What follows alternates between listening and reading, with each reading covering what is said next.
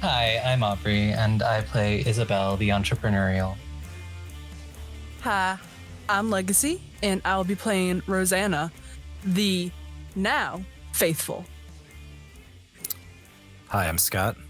I'll be playing Arthur, the always faithful hunter. Hi there, I'm Termite, and I'll be playing Piper, the underground. And I'm Bloodied Porcelain. I'll be your storyteller for the evening. Madman. Noun.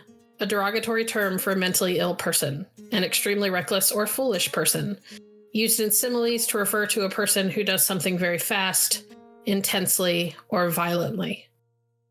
Sometimes great ideas seize us before we are ready. Sometimes they spur us to action that, to an outsider, perhaps even to ourselves, may appear extremely reckless or foolish. For madmen, the world of darkness is a crucible, less a place and more an experience, one where they are melted, shaped, forged, remade in ways that can make them unrecognizable when they look in the mirror. For someone who has lost the ability to see the living as living, there might be questions about life and its meaning. For someone who asked every question, they may have learned that some answers leave scars, and sometimes faith might be better than any answer you could have found. For someone who peered into every secret window, there are fears of what or who might peer back, and whether anyone else can sit with you behind your own window. For someone with a great lie at the heart of their faith, they are now left with the wreckage and asked to lead it, wondering if they can even find the truth of themselves, let alone a universe. They have all been reckless. They have all suffered. They have all paid a price in blood, or hope, or peace. They are none of them madmen any longer, because some walk through the fire and pain until they find themselves becoming something more. Something dangerous not only to the monsters of fang and claw, but to the monsters who wear men's faces, who claim humanity as a mantle. That new name then becomes a calling. Hunter. Noun. A person that pursues and kills, a person who searches determinedly for something or someone. Tonight, we tell a hunter story. Good evening, players. Hello. Hello. Welcome to the beginning of Season 3. It has been 9 months since our last episode. After dealing with sending Loki back to his world, after facing off against the werewolves who had been dogging the cell since Season 1, after attempting to mend broken relationships, and finding oneself questioning everything they thought they knew, we find ourselves here in separate parts of the US. Rosanna, tell us about your time since our last episode. After the werewolf attack and after Rosanna had nearly died, she spent a little bit of time in recovery, learning how to do basic functions again, and kind of while in recovery learning that therapy is very important. She doesn't talk about the stuff that goes on in the dark, but she is able to open up about other things. Over the course of time, she had managed to grow a stronger connection with faith and decided that it's time to stop idling around and asking questions, and it's time to start looking for answers. She spent a lot of time in Europe, in Ireland, with Quiet, her companion, and recently came back. after doing a little bit of soul searching. Excellent. Who do we want to talk to next? Arthur. What did you do with those 9 months? Well, for the most part, Arthur tried to gain control of the cult that he was suddenly put in charge of and the financial problems that were left on his lap, particularly the legal problems. But with the help of some of the others, he dug into the finances. They managed to free some up, get some lawyers involved, and get that under control while he kind of reestablished the structure of the 2 sects of the cult that would listen to him and connect with a couple of other sects that he knew nothing about. But also tried to fix things with Katie Lynn. And it was rough going for a little while, but they're currently on a path to get better. I'm sure that money that they managed to free up was all through completely legal means, right? Yeah, totally legal means. Absolutely 100%. For sure. Speaking of totally legal means, Piper. Hey. Tell me about your downtime. She's mostly spent it locked up in a room at her computer, either fucking with money to get at least some of it freed from all the frozen accounts for Arthur and the cult, or trying to navigate the hell that is trying to fight the IRS to, try and make the whole legal problem kind of, if not go away, kind of take a step to the side. The IRS forever, the true big bad in all HHS streams, right? Eternally. And last but certainly not least, Isobel. I heard you went back to the West Coast. That is, you've heard correctly. After everything was said and done, everyone was patched up and there was nothing else left to do in Louisiana, I headed back home with several new people in tow as I took Allison up on her offer for a job. It needed some changes in my life, and through that and the therapy she had been telling me I should go to for years, try to make some headway with this curse that I'm dealing with. I kind of understand how to live with it. And I'm making progress, and it's been interesting adjusting to my new situation. Kind of was used to living in a place where I was the only one there, and now the apartment is always so full of life, and it's taken some getting used to, especially for me. Excellent. Having spent your time in different ways, occasionally reaching out to one another to help research this or that, this curse, that IRS problem, That other curse. that other curse, you all have made a plan, I understand, to meet back up, yes? It is time, it would seem, to start addressing some of those problems that were still lingering at the end of season 2. Rosanna's twin is still out there somewhere, causing problems for her passenger. Isobel is still walking around with a curse that it seems only therapy can fix. Piper has her own issues in both the personal relationship department and her own curse that she has to address. And is conveniently kind of ignoring as much as possible.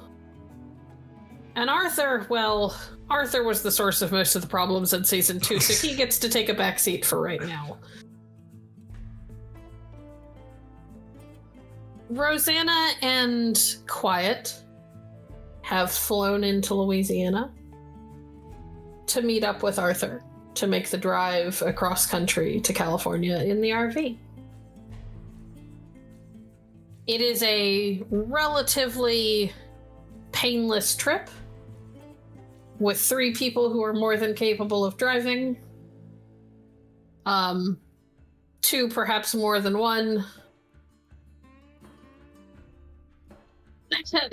Notice that they're both nodding. Which one do you think has got the higher dice pool is the question.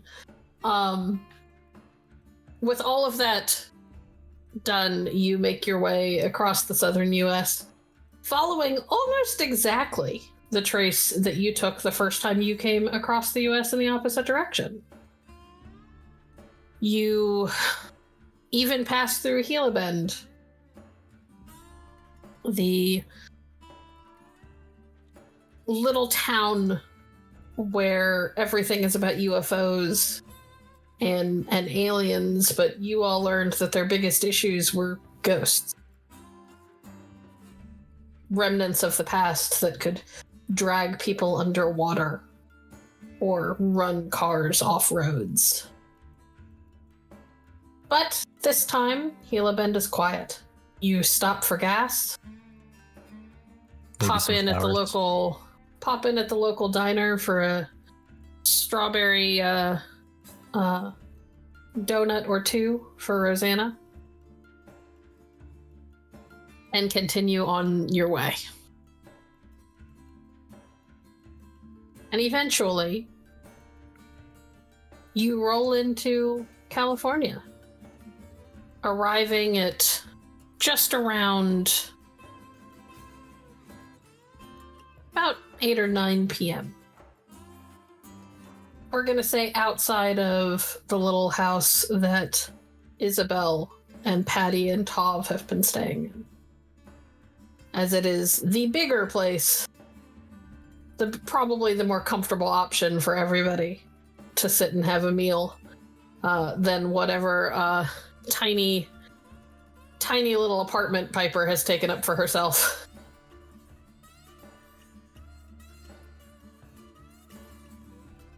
Yeah. Wow. In the time that Arthur's been roaming between the compounds, he learned a thing or two. So he brought some snacks for Gozer, because that's how you make animal friends, apparently. I'm proud of you. You're finally learning. Yeah, learning a few things, actually. Good. Did you know there are these things called love languages? Yeah. I'm proud of you for learning that one too. I mean, be real, Katie, just put this book on my lap and, of course, then I had to read it. And I was like, oh, okay. There's love languages.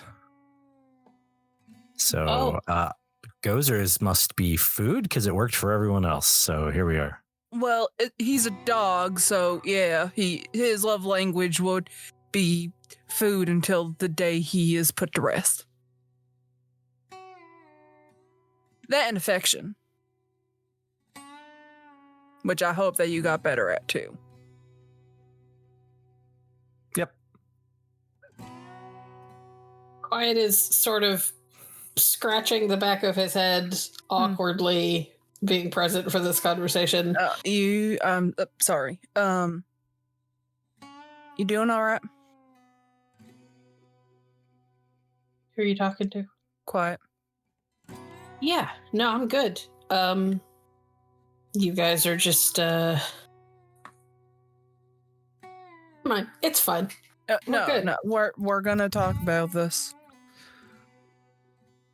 Arthur, can you step out the car for a moment? Yeah, sure. I was just gonna bring these treats to Gozer. Okay, go bribe the dog into finally liking you. Maybe. We'll see how it goes. And Arthur will get out to leave them to talk while he goes toward the house and presumably Isobel and a dog. Perhaps also the two guys that are with her, protecting her, making sure she's safe. Right? I mean, when they're not working, yeah. Yeah, when they're not working. Good Lord.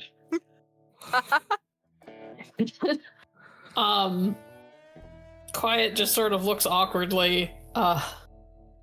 You've been sniping at him since we left New Orleans, and while I don't necessarily think you're wrong, I think sometimes you forget I'm here.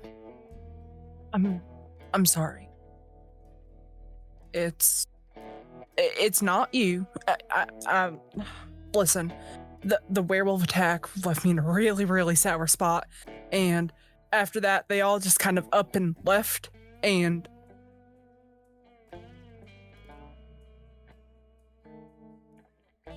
almost died. I know.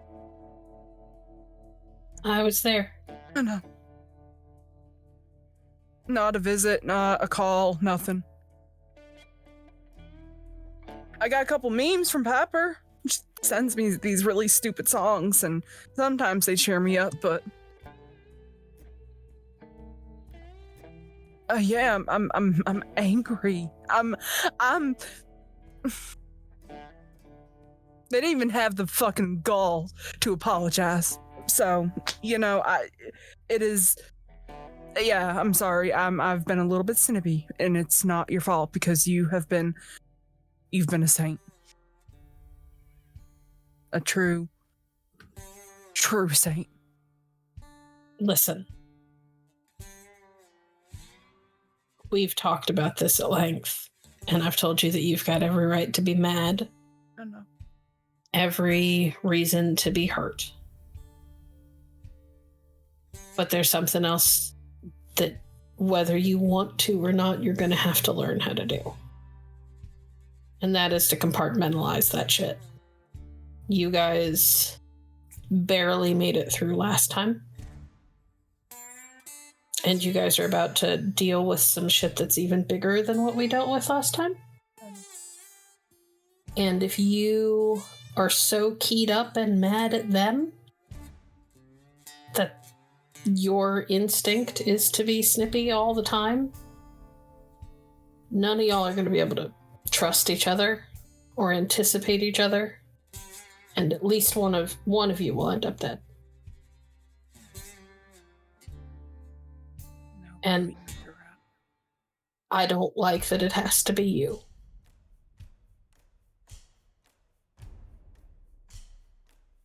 Believe me, if I could get all of you in a room and lock the door and let you beat the shit out of each other until you all got over it, I would. But they told us in the military that we're at least not supposed to talk about it after we do that, so I'm going to assume that that's not going to work well with civilians.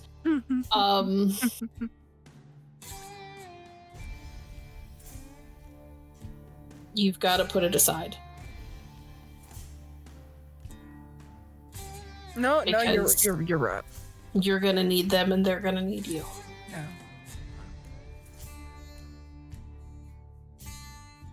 Be mad, but also go hash it out or set it aside. One of the two. You gotta have at some point the ability to not have that get in the way and color everything that you look at. I know. Hey. Yeah. I think you are the strongest person I've ever met.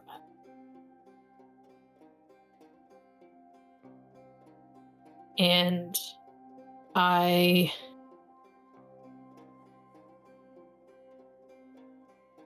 don't know what I would do if I lost you. So, get your shit together. learn how to be a part of the team. I have Or always been. Or I will drag your happy ass back to Louisiana. I'm sorry, was that supposed to be a threat? You're the one who brought me out here. That's fair. I will veto this whole plan and take you home if I don't think you're going to survive it. Okay? You're out. And she's going to reach into her pocket and she's going to pull out a little candy and just unwrap it and pop it in her mouth and just let it sit and melt for just a moment. My girl. And he kisses your forehead. You're a saint. I still think so. I'm just patient. And she'll lean in and just give him a quick kiss. You want to come in? Let me park the RV and then I'll be in once you and your friends have had a couple of minutes to say hi. Okay. And she'll hop off the RV.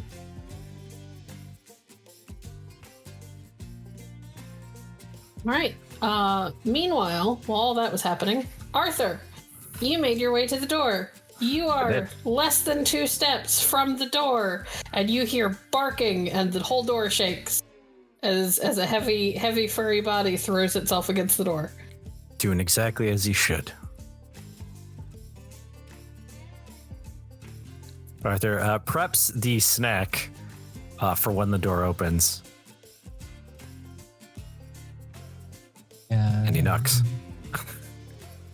Which only redoubles the barking. Of course. Yeah, and knowing who is at the door, at least one of the people at the door, I can understand his excitement. So, it's kind of the I've worked with Gozer long enough to at least get him to sit. He'll sit. He'll sit if you give the command, but you hadn't given the command, so he was gonna make it fuss. Oh, of course. But before I open the door, I will give him the command to sit. And then open the door to Arthur. Arthur, you hear a kind of sharp command in Isabel's voice, and then the barking and the shaking immediately stops. And the door opens. And Isabel is there with blue hair.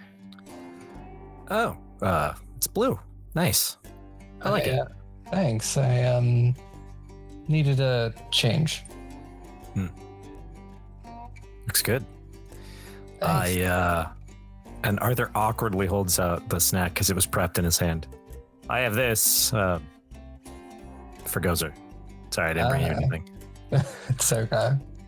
Gozer, it seems like you have a chance to make a new friend.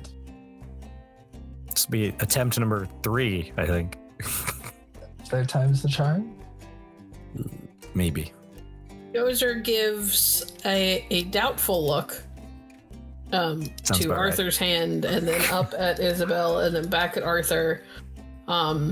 But if Isabel, gives the command that it's okay, he will inch toward Arthur's hand. Yeah. Arthur,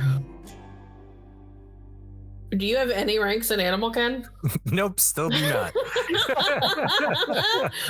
We're gonna go with Composure and Animal Ken then. Oh, okay. Well, composure is not too bad. All right, ready. Pool of 3. Holy crap! That's 5 successes, a critical. That's all good. Looks like the snack worked.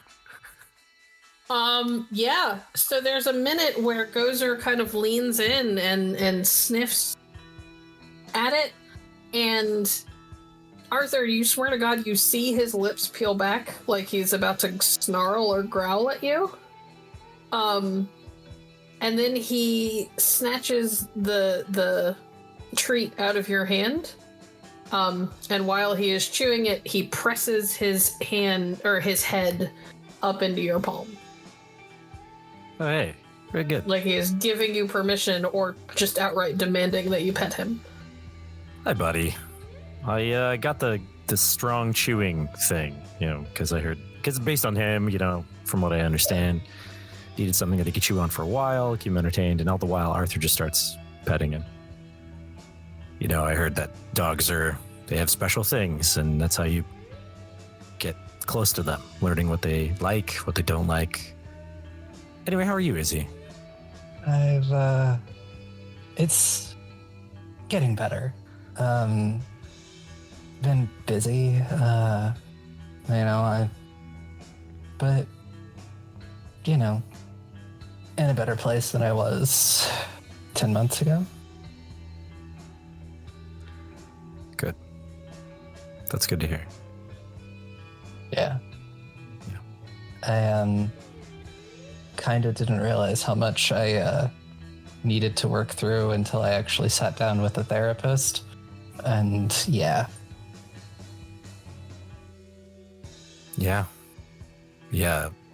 Learning about yourself is a strange situation. I mean, Yeah. so much stuff you think you know, and then you find out you don't. And it's about yourself. Yeah, one would think you would know it because it's you, but do you want a drink? Yes, please. All right. I've been in the car with Rosanna and quiet for so long now. I will need a drink for sure. Yeah, there's definitely plenty. Piper. Yes. You pull up in front of Isabel's house around the same time that Rosanna is walking across the yard.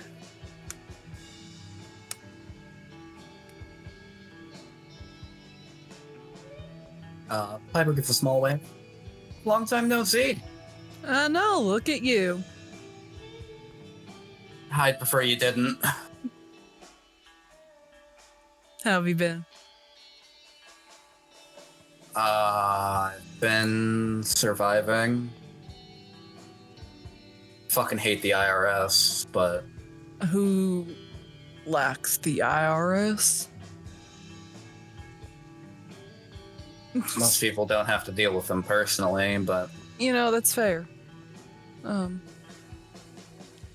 It's really good to see you again, Piper. Piper is gonna walk over to Rosanna, kind of hold her arms out for like a hug. And the moment that she does, she'll just crack a wide smile and just basically bum rush her and just like do like that run, just like wrap her up in her arms and just give her like a big like as tight as 1 dot strength can give you, bear hug.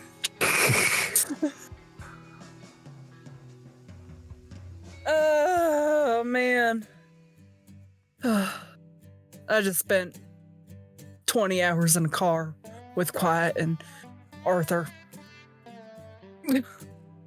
That does not sound like a good time. It wasn't. It was tense the entire car ride. Quiet was, quiet.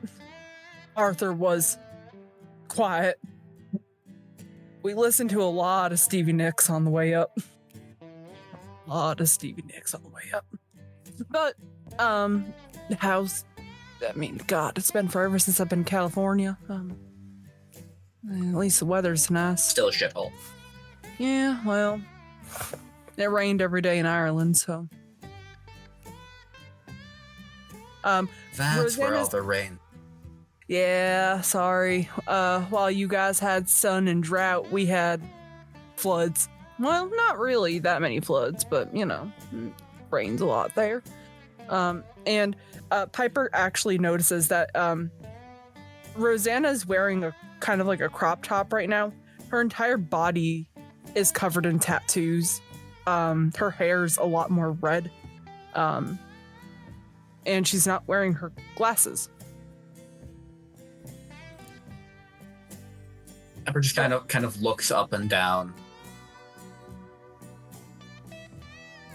I feel like you've been through a lot more than I have recently. If I didn't get those scars covered, they were gonna haunt me for the rest of my life. I think there's more to it than that.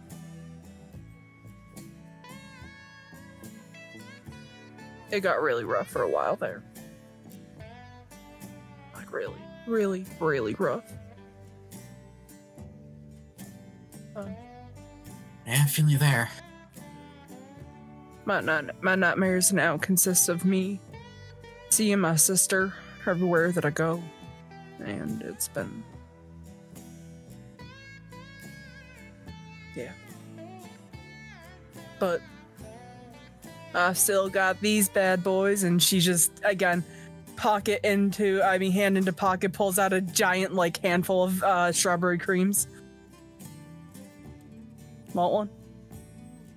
You can see for a second Piper's like preparing, like visibly cringing, and then seeing that you're going for your pocket. Okay, thank God. What did you? Actually, never mind. I learned my lesson to not ask that question. Want one? Sure. She'll just offer the handful. Piper will take one. We should probably go get the other Gozer kills Arthur. Yeah. I mean, he brought treats this time, so who knows? Maybe things will be better. You guys head inside at about the same time. Isabel's in the process of pouring a drink for Arthur on the other Arthur side has of... knelt down on the floor and is up in Gozer's face going, "Who's a good boy? Who's a good boy? Who's a good boy?" Sorry, I just needed that moment to freak them out. Seeing the look on Rosanna's face and the confusion from Piper, Patty pipes in from nearby. Hi. Gozer protect, Gozer attack. Gozer even take Arthur's snack. That he does. Holy shit. Hold on. She's gonna pull out her phone, and she's just gonna grab a quick picture of this moment. Mark it in your fucking calendars, ladies. It might never happen again. Oh my god. Well, oh my.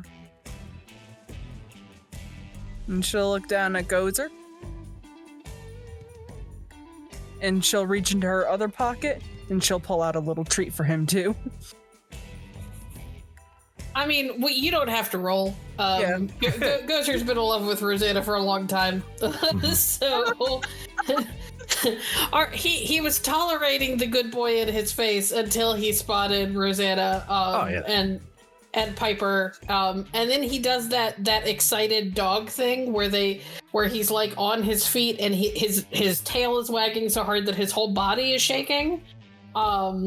And he like scrambles over to Rosanna and Piper's feet and just sort of like throws himself at their ankles and like rolls on his belly, and he's so excited he doesn't really know what to do with himself, so he's not staying still.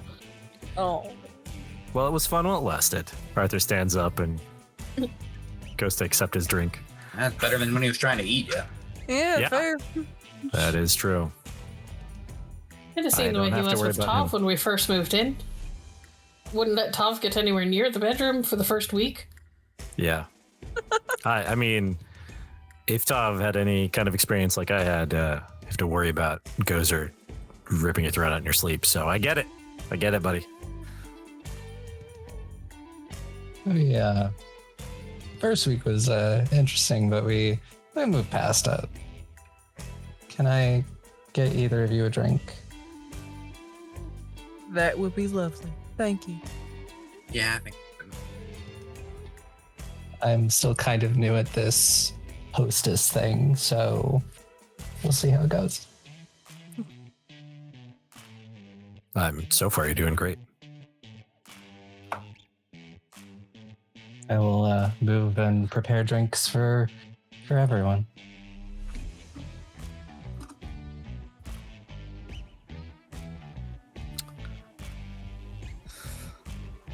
It's been, what, 9 months? Yeah. How's everybody been doing?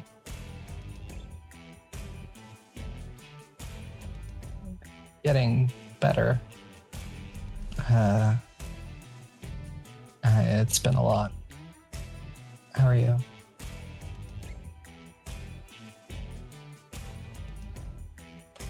I'm good.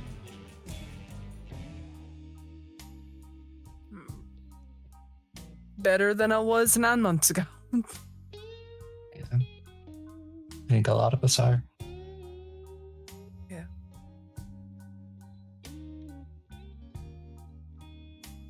Moment that Isobel puts a drink in front of her, she's just going to take it, twirl it around twice, and then just shoot back. For what it's worth, the second the awkward introduction started, Patty disappeared. Of course. Nobody knows where Tav is. Tav frequently just sort of disappears for like hours and then comes back and nobody knows where he's been, but it's better not to ask. You know, he always comes back. That's all that matters.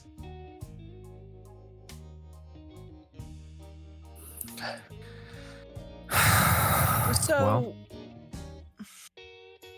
good. no, you good. go. No, I'm sure whatever you would like to say is probably far more important. Fucking Just talk. shut talk.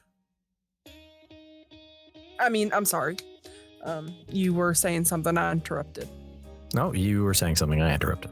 So go ahead. Please just talk.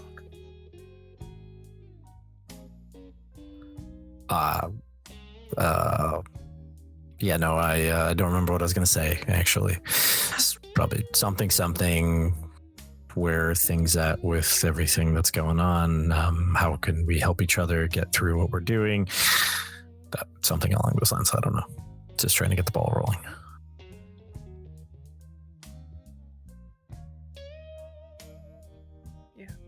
Yeah, same. So, what has been going on? Well, I've started a new job. I work with Allison, the contact I told you about. I kind of hope that eventually down the line I will be able to get my foot in the door with Second Inquisition and any resources they have. But I just have to make myself appear like someone they want to bring into the fold. So it's been a lot of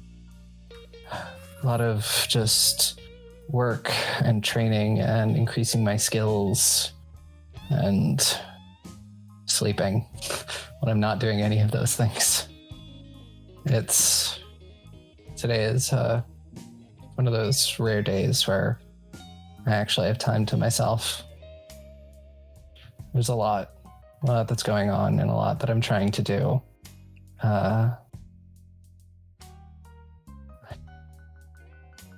I currently don't have any leads on anything your sister is up to, but I'm always keeping my ear to the ground.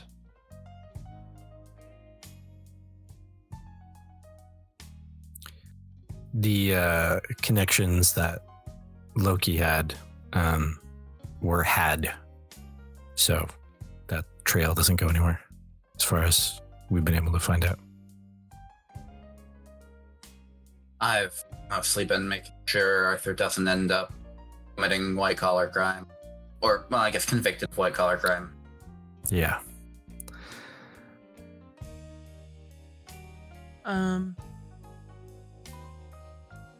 No, I haven't talked to a few of you in quite some time, and that is, my bad. Hey, Rosanna. Yeah, Step back. Take a couple steps back. she'll do so. Not literally. Sorry. Say, that is not what you say when you said something about not talking to us.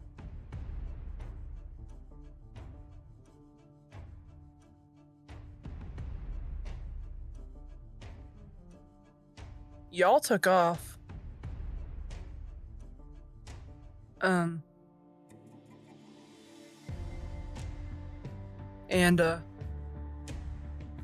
I stayed.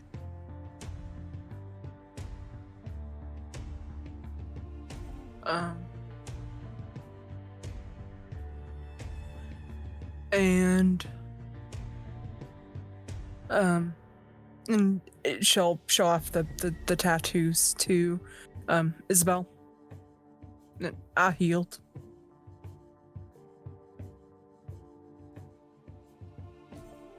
Alone with quiet, but I wish I had my friends there.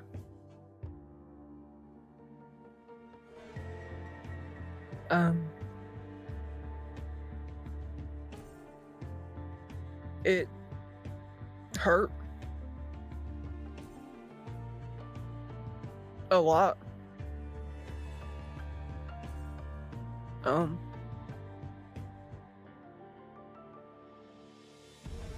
I've dealt with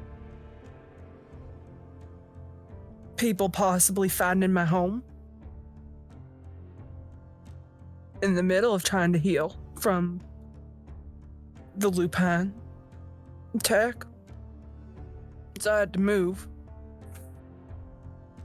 I've been to Houston and Boston and Miami and Europe. I went to Europe. I think I know more about the religious side of Ireland than I do anything else now. Found religion while I was there. It's beautiful.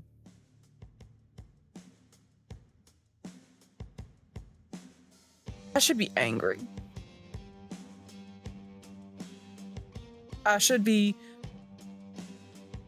screaming and crying, but I don't want to be angry. I get it, like we all needed space. And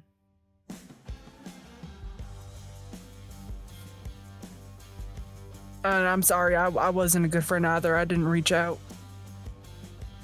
A couple of you I did, but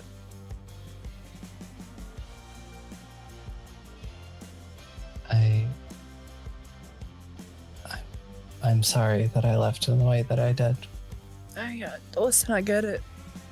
Nobody wanted to stay there, but I was not able to make a big move at the time. So if you guys were able to get out, I'm glad that you did.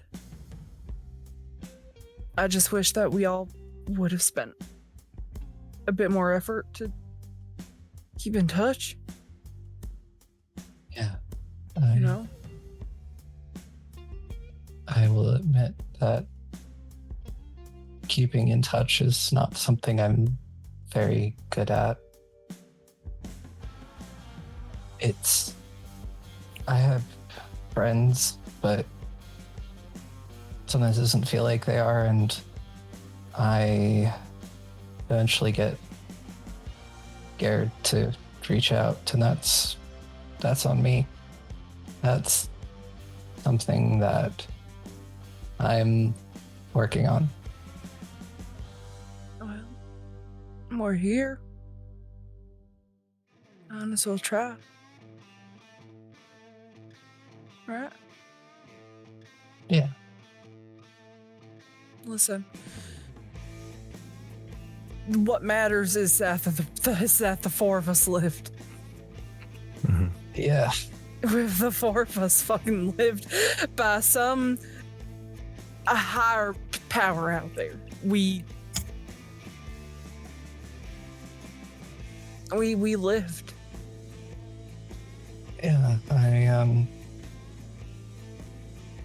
Yeah, I still do kind of have nightmares where it doesn't go that way.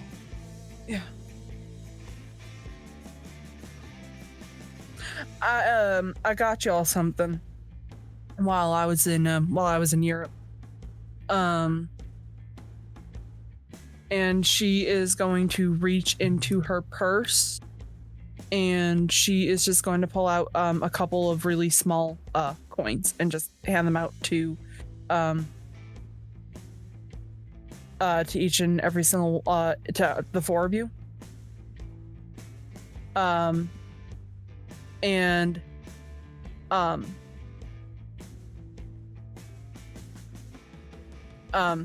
It is a coin within the engravings of the Celtic god of protection. The Dagda.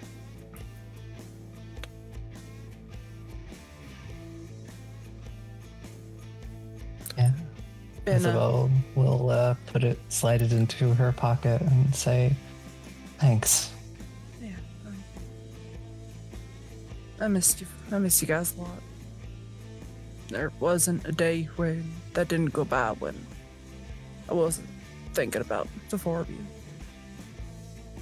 And with that, her eyes just kind of look over to Arthur very, very quickly and then look back.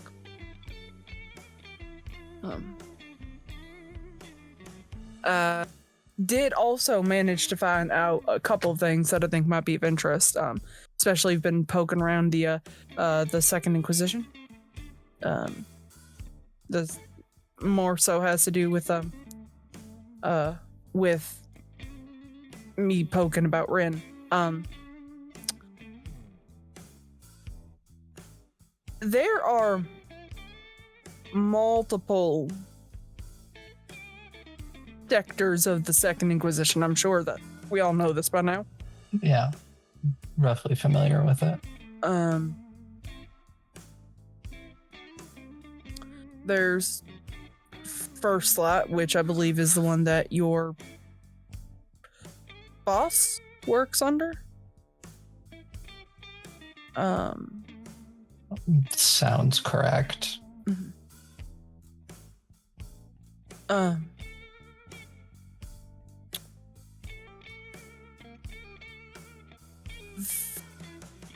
There is a group that is the umbrella name for all of the different sects of the Second Inquisition. It's called the Five Torches. And it's from what I was able to kind of gather while in Europe. It is the five different sections that deal with every aspect of hunting stupid fucks like the fucking blank bodies and the lupines. Apparently, Rin is under one called the Society of Leopold.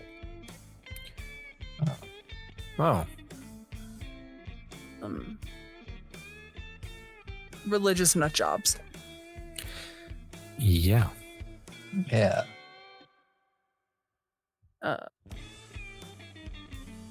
Couldn't get a whole lot of information on the other three, but I learned plenty about the First Lot. Go government. Yep. And I learned a little bit more about the society under protection of the Vatican.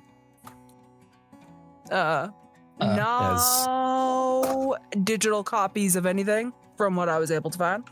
Sounds like the Vatican. Yeah. So I'm thinking that they're old school pen and paper. Mm-hmm. Piper, Hi. will you please roll me intelligence and streetwise? And even though you're not technically doing anything shady at the moment, I will allow you to add one extra die because you are underground and this is going to pull on your underground knowledge. Sure. So it's intelligence plus streetwise plus 1?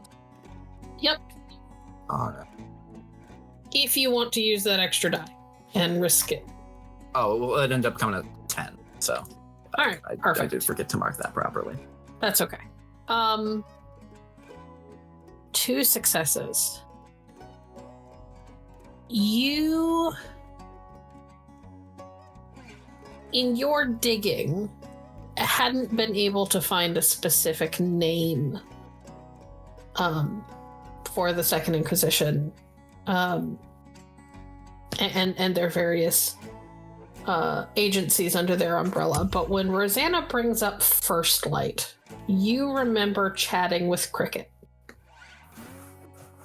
And it was kind of a throwaway comment that Cricket made about those news stories about the explosions in Chicago some time back, where a nightclub called the Succubus Club got hit, among a few other places, and practically burned to the ground. There's almost nothing left. Cricket wasn't sure, but the rumors was that some shady government group calling themselves Last Light, Dark Light, you know, something like that, were responsible for it, but nobody could prove it.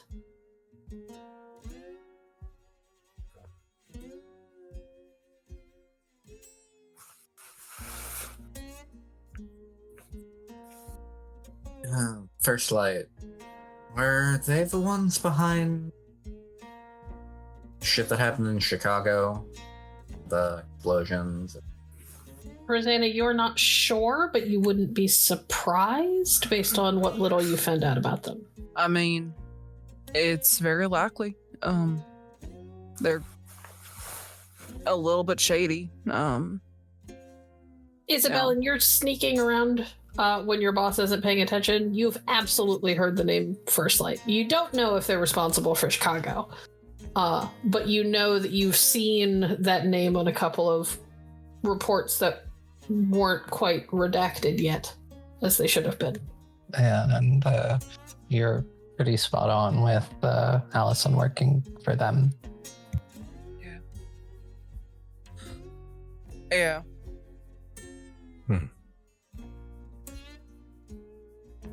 If we're dealing with them, we're dealing with something bigger than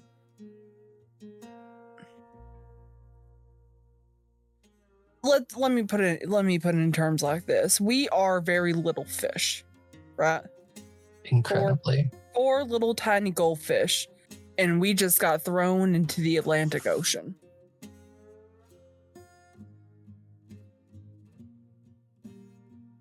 And I don't know about the 3 of you, but I've got someone from the crazy religious side who wants me dead.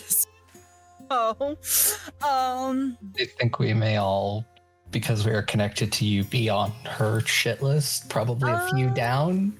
maybe I would say like I'm definitely like number 1, number 2. You guys might be like number like 5, 6, and 7. Yeah, that sounds about right. For her, maybe. But For her. Yeah. Mhm. Because we know the secrets. yeah, they don't tend to like us running on secrets. They really don't. Oh. Well, maybe if they didn't want their secrets held out, they should have done a little bit better job at protecting them. That's all I'm saying. Well, I mean, I think it sounds like they were doing a good job of keeping them, and then you, because of your genetic ties or whatever to your sister, got in the way. Socio-spiritual, whatever the case is. I don't know. and maybe sometimes they have difficulty hiding secrets from people that work for them or with them. Yeah, also true. You know. Also, I I have told that story, right? probably. about how there's an agent coming after me. Like I've made that clear, Yeah, right? I think I vaguely remember something about that 9 months ago. I'm sorry. Still coming I'm after not sure you? that I knew that. Yeah, I don't think you told. We were all there when the discussion of the guy going by what was it, Goldbriar. Cricket mentioned it. Who? I think that may have been Rosanna when Rosanna was in. I think she was. trauma coma. Shit. She was in the trauma unconscious, coma. and I was mostly with her, so I don't Mhm. remember this. Yeah. I was there. Ah. Okay. You didn't say anything in the last 9 months, so I thought you took care of it. I was expecting God, a call to be like, "Hey, help me bury a body," and I would have been like, "Sure, I'm a mortician. I know places." Yeah, and if you had called me and said, "Hey, I'm burying a body," I'd been like, "Okay, well, the cult saw you around the neighborhood. You have an alibi. You're fine." Yeah. The problem is, it's a lot more difficult when there's people watching. Yeah. Otherwise, I would Yeah. have tried to take care of it. That's wait, fair. I think I remember my sister in my dreams having some vague threat of somebody that you care about being in cahoots with somebody. It was 9 months ago. It's not. I think I know what you're talking about. I think I know what she was talking about. It's not. The person she was talking about, it's not her fault. She doesn't. Okay. But she's stuck in the middle of it. And that's part of the reason that I haven't gotten involved. Okay. I can understand that. We want to get involved. I mean, does this Goldbriar know the rest of us? I assume if they're tied up with all of the shit that we've found ourselves in, then they at least know something. I mean, I Well- did take over as the spokesperson for a whole group, so I'm assuming people know who I am. And if one part of the Five Torches knows, I can only assume that the other parts know. That is a good assumption. I'm just making some educated guesses here, but Yeah, I know that from what Allison has told me, there is some separation and stuff where First Light doesn't know everything that the society is doing, you know, and doesn't always have access to files or anything. Because Government agencies not talking to each other? That's unheard of. it's so unheard of. Yeah, I think this time, though, they might argue for separation of church and state. Well. Oh. Arthur. And actually, everybody. Do you remember Zoe's friend? Not Zoe. Victoria's friend? Sorry, I was vibing with a chick named Zoe for a little while there. The one that was supposed to come and collect the body? Dietrich's, yeah. Oh, yeah. Her Oh, sugar yeah. daddy, yeah. Yeah, he's like missing. Oh, that explains why he didn't answer our phone calls. All right. Yeah. So, see, it's funny because I went down like a little weird rabbit hole because I was trying to get a hold of him like a couple months ago. Because I, just wanted to check in. I hadn't heard from him in a little bit, and in the whole thing with Victoria. So I called him, no answer. So I decided, mental health check-in. Maybe see if he'd be willing to talk to me in person. So I kind of drove out to his house. Yeah, it's The for warded sale. compound. Oh. Mhm. It's for sale. Did it was I've only heard the name a few times. Is this person are they a hunter? Oh, Not okay. that I know. No. Not that I know. But No. he was kind of weird though. So, but Yeah. let me get back into this. So I spoke with the real estate agent, and I found out that it's his brother that's selling the house. And anytime somebody brings up Dietrich's the brother, he gets all freaky deaky. So, and the little tumblers, the ones that were inserted into the dirt for protection. The voodoo jars or whatever. The voodoo jars, yeah. The voodoo jars. He had sort of witch jars with like folky magic stuff in them that were protecting the compound. That's what we mean by he was a little weird. He wasn't a hunter, but he just grew up with that culture and something or whatever. He just had a liking to it and was using it in a very effective way.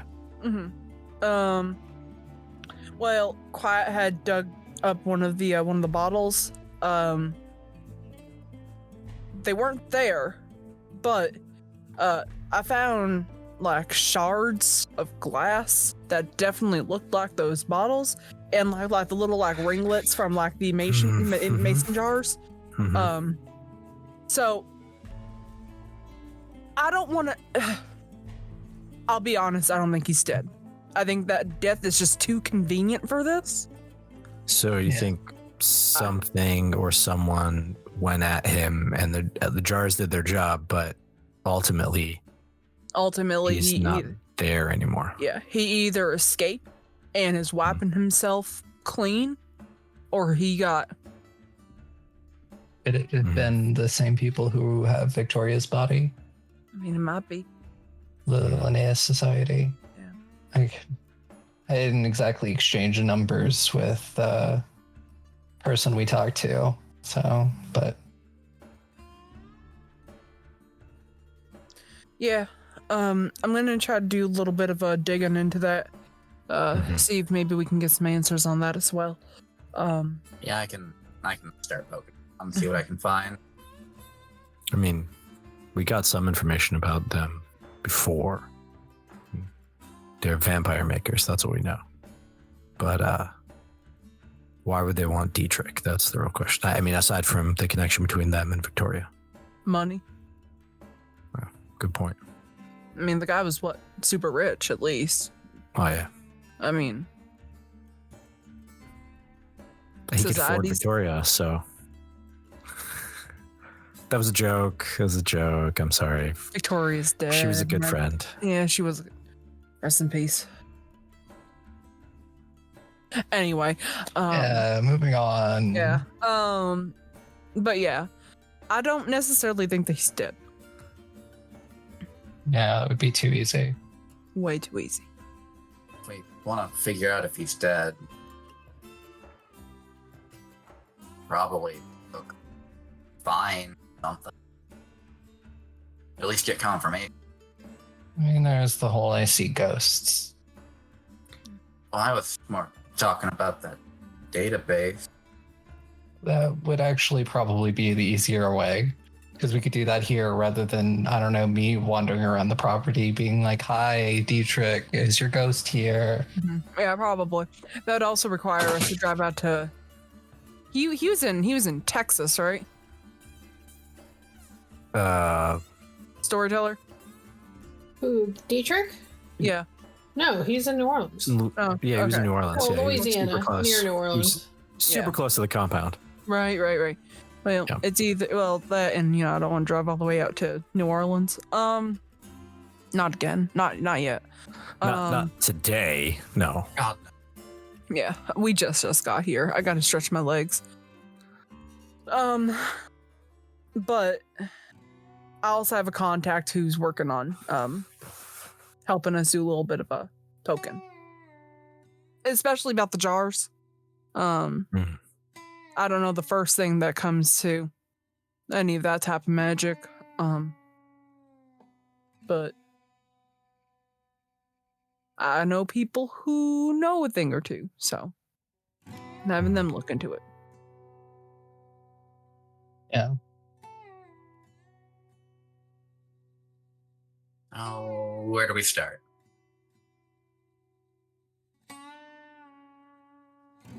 Seems like That is the question. I don't want to talk about it. I think the most easily accessible thing would be dealing with my shit here. Yeah.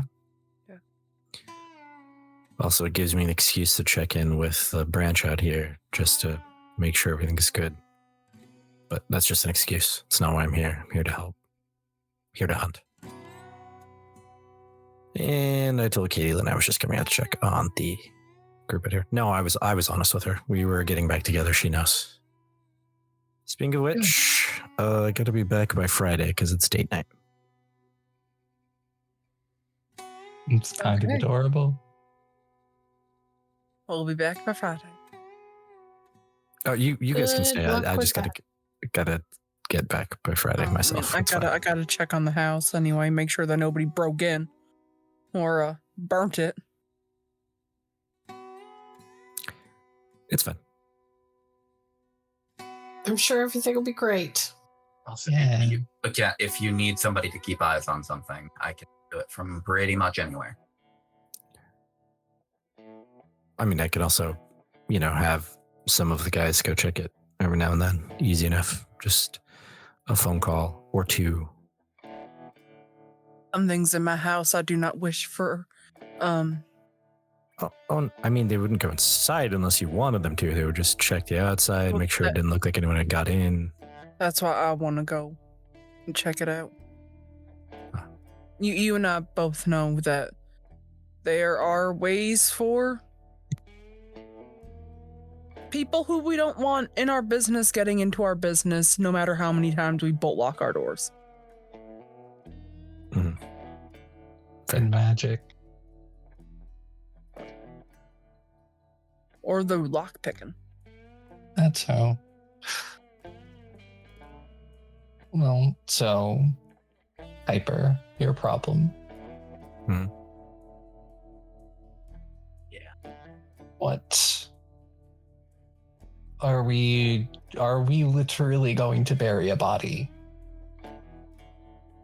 I do not want to. So what, just scare him off?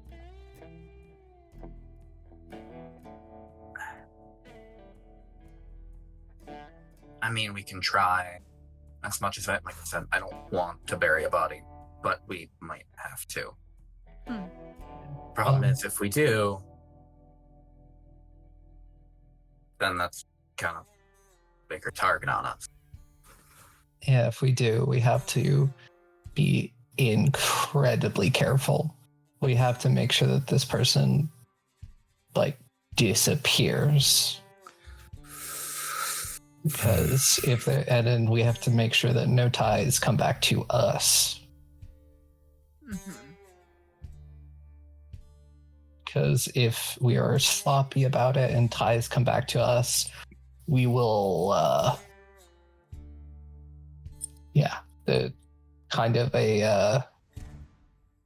they will rain hell down on us.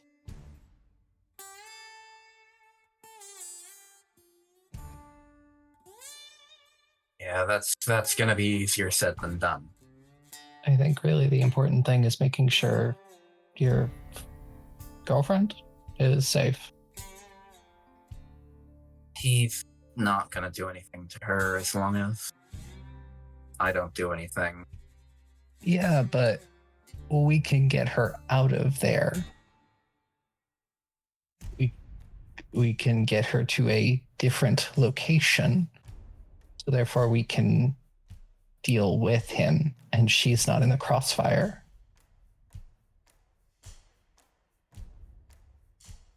We can take her to the compound. There's a lot of places there to just lay low for a bit. We could Yeah, take her that's- out of California. That too. Beth, I'll just have some things to explain first. Oh yeah, that's a tough conversation. I got super lucky that my guys saw a vampire and a vampire do blood magic, so that was That is. a lot less I had to describe. I had to explain. I'm gonna try to avoid talking about that as much as possible, and more talking about why the government have after. Oh yeah, that might be a. Oh. Yeah.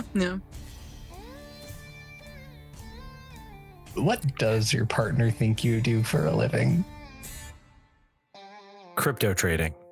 I just heard that's a word I heard recently, right? That's a thing. That is a job. Yeah. I think I just have it It's set not up. a real job. I just do IT work. Okay. Sometimes I have to fly out and deal with problems more personally because computer systems can be a pain in the ass. Well, at least it's not crypto training.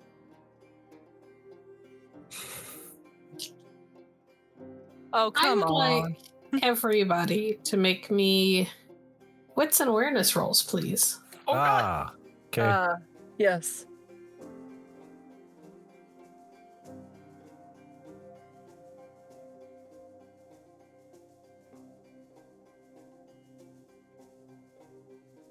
I have nothing if not consistent. Jesus. That's 2 two for successes. Isabel, 2 for Piper, 6 for Arthur, 2 for Legacy. Mhm. What is happening that Arthur gets the most on a roll that isn't combat? I mean, awareness He is doesn't have the the biggest second pool for best this, thing. too. Yeah, I was thinking Yeah. it is the I suppose second that's best thing. Still, you rolled 2 10s. That's impressive. So everybody hears this, but Arthur hears it first. There's a commotion outside. And while the ladies all kind of immediately go a little tense, Arthur, you hear it, and for just a second you tense up, and then you realize what's happening. Because you've heard this sort of scuffle before. The guys are outside I was gonna say, does it and sound are like fucking around and being dumbasses. But Does it sound like because Patty they're all popping quiet? former military, their version of fucking around is beating the crap out of each other. I'll make sure to have the first Isabel. aid kit handy. Well, no, the rest of you don't know what's happening. All you know is that there's a scuffle outside, and Gozer is barking at the door. Rosanna's immediately just gonna touch her chest and begin to pull out her longbow. Hold up, calm down, everyone. It's the guys. You know, been a while since they've seen You know each what? other.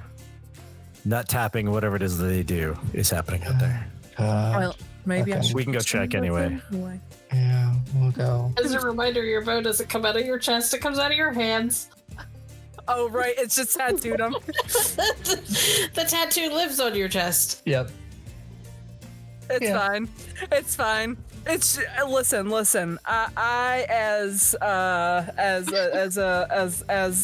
member of a specific committee feel like my extra pocket space should be used. Your extra Thank mental you. pocket space. It's not Yeah. even a real pocket. You're pulling it out of nowhere. No, I'm pulling it. Where else would your bag of holding be? Exactly. Isabel puts away a gun that you didn't even see her draw. Rosanna has enough cleavage to hide a dictionary in. So. Yeah, exactly. That's what I'm saying. Exactly. I'm just saying, going to the nightclubs with me, you're gonna have the cheapest experience ever because I can hide like liquor bottles in these things. Now, Yeah, that's why. Yeah. Hey, wait a minute. Oh, well, that was said. I'm here for You a know fun what? time, not a long time. Okay. We We all know how Is- people tend to work. Piper gets an extra die on her next social roll for that turn. Izzy, you said you had a first aid kit. Yeah, it's in the bathroom. Does Patty and Tav do they not have health insurance? I mean, I pay them enough. Oh, they I do. thought. If it's just But you're right. somebody's, They're those guys who don't go see a doctor even if their leg is broken. I get it. Yeah. Look, I'm the closest thing they've probably seen to a doctor in a while. I mean, you're the closest thing I've seen to a doctor in a while, so I actually absolutely understand them. I just want to point out of character that you are literally a doctor. You have to be. Yeah. It's fair. Yes, I am. Arthur, hold on. We're gonna take like 2 steps back. You are telling me that in the months that you've been living with your wife, she has not told you to go see a doctor? I find that very hard to believe. I know. We've had this discussion. I mean, we have our own kind of doctors on the compound. You know, people. I have the excuse that I've been mostly on my own. Yeah. But yeah, no, she's talked to me about seeing a doctor. We've talked about it for sure. But you know, I see the clinician that we have at the compound checks me out. The one out here is much better. So I've stopped in to talk to them when I've been out here. Yeah, Mr. Arthur. I'm gonna go. I'm just saying, make tea tree sure oil, that- helps a lot of things. That's all I'm saying. Don't even start with the girl boss, okay? I'm gonna just make sure that nobody's getting grievously injured. Yeah, Piper's gonna go look like, okay, what are these fuckers doing? Yeah, I'll follow. You all get to the window or to the door, and Isobel opens like the actual door so that you guys are looking through the screen door. And Hey, Piper. How do you wear these inside all of the time? Like I'm just like, I feel like I'm blind right now. You get used to it. Okay. All right, thanks. I'd rather have difficulty seeing than not have these. Right. The mind control. Yeah, I get it. Yeah. Yeah. I understand. Okay. Isobel opens the door so that she and Rosanna can look outside. And the boys are... It's hard to tell who's winning. Patty is like balanced on one foot. Tov has one of his legs. Like he is trying to haul him up off of his feet altogether. Quiet has an arm like around his throat, not in like a full-on chokehold, but like obviously trying to pull him backwards off of his feet. But it's like Quiet and Tov aren't fully communicating what they're trying to do. And so Patty is sort of flailing. And then you guys watch as Patty reaches up and wraps his arms around Quiet and throws his entire body weight in one direction. And he and Quiet go tumbling into what turns out to be a fairly muddy front yard because it rained recently. Great. Arthur pulls out a 20 and goes, 20 on Patty. No, I'll take All note of right. that. And also, hi, America. My name is Rosanna, and you're watching Jackass. What is going on? I think it's just been fit. Are you leaving the screen door open, or are you guys headed outside to actually like watch properly? Oh, I'm watching this. Are we gonna go outside and watch properly? Like I sit on the front steps and watch. Excellent. The second the screen door is open, Gozer joins the fray. And now it is three guys and a ball of furry fury in the middle of it all. 20 on Gozer. Yeah, I'll take the money on Gozer. It takes a hot minute before it's clear who Gozer is whose team Gozer is on, because 1 minute he seems like he's on Team Patty's Gozer. team, and then he seems like he's on Tov's team, and then he might be on Quiet's team. And after a while, you realize that what's really happening is Gozer is so excited and so into the moment that he is just running around because he's happy. But the problem is every time he makes a pass, he takes somebody's feet out from underneath of them. Oh, of course. So the boys manage to get up, return to wrestling each other, and then Gozer knocks somebody off their feet, and they all go falling again. I turn to Arthur and reach out my hand. You bet 20 on Pav. Oh, that was before Gozer was in the fray, and I changed it, but that's... No. All right, whatever. It's fine. I'll keep it on Patty. It's fine. Okay. You should go wrestle. Okay. No thanks. No? And you can kind of just see Isobel just smiling at them. No. These guys do this. This is what they do. So I'm not gonna get in the middle of that. Well, what, Mr. Hand to Hand? I mean, you wrestle with the best of them. Come on. yeah, but only if the best of them are monsters. I don't. Can't. Go get You a robot. don't Does with that people. count?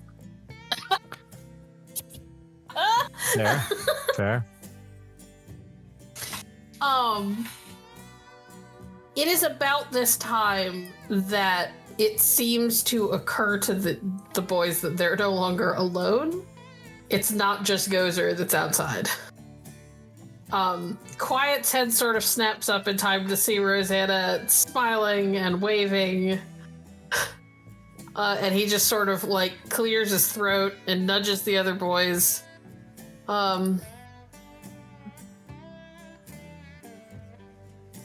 And there's sort of this like mutual moment where they're trying to decide if they're embarrassed or not. But eventually, Quiet sort of throws his arms around the necks of the two slightly taller gentlemen, and just sort of looks over and sees, see? Compartmentalization. Or you work your shit out. We worked our shit out. Yeah, and the dog still managed to kick all three of your asses, so. Well, he Yeah, had something to well. work out too. I don't even think he was trying. That's just how well I've trained him. He also knows nobody's gonna hit him back. Yeah. Cheater.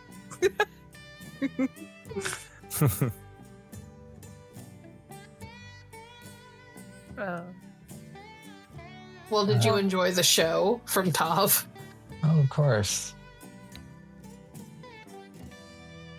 I mean, no clear winner, so. And Arthur just separates the money. Yeah. Yeah, okay. there's 20 back. Uh-huh. I mean, I feel like we have a clear winner, and Quiet just sort of gestures to the dog. Yeah, Yeah. clear winner. And she'll look at Arthur. Just smile. Yeah, go buy something nice. Arthur just hands her the 20. Thank you. Solid 70% chance I got you that money. I mean, 95% chance that you got me the money. You've got cash hiding in random places. I don't fucking know. Yes. And it will continue to remain squirreled away. Because who knows what will happen with the IRS. Maybe we should sick the IRS on a vampire. That would be really kind of fun.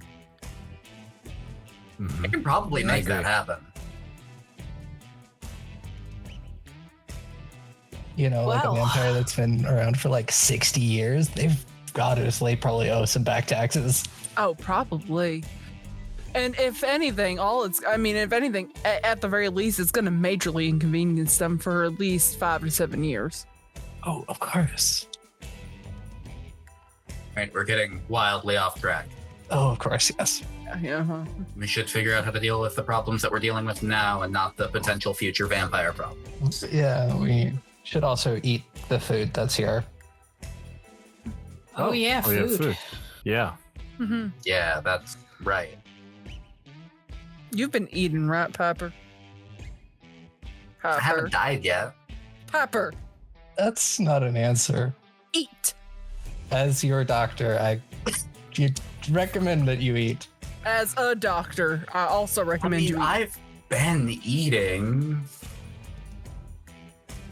As your spiritual Real advisor, I food? recommend eating. See? 2 doctors and a spiritual advisor. On paper, Eat. anyway. I Yeah. know that you don't have faith in the faith. It's fine. To be real, sometimes I'm. This is like real food with multiple food groups. Don't make me get the bok choy again. Quiet sort of. Oh no! Oh, wait, I'm the one that does wrong most of the person. cooking. Oh, wait, sorry, hold on. Wrong person. Arthur, don't make me get the bok choy. Still not sure what that is, but okay.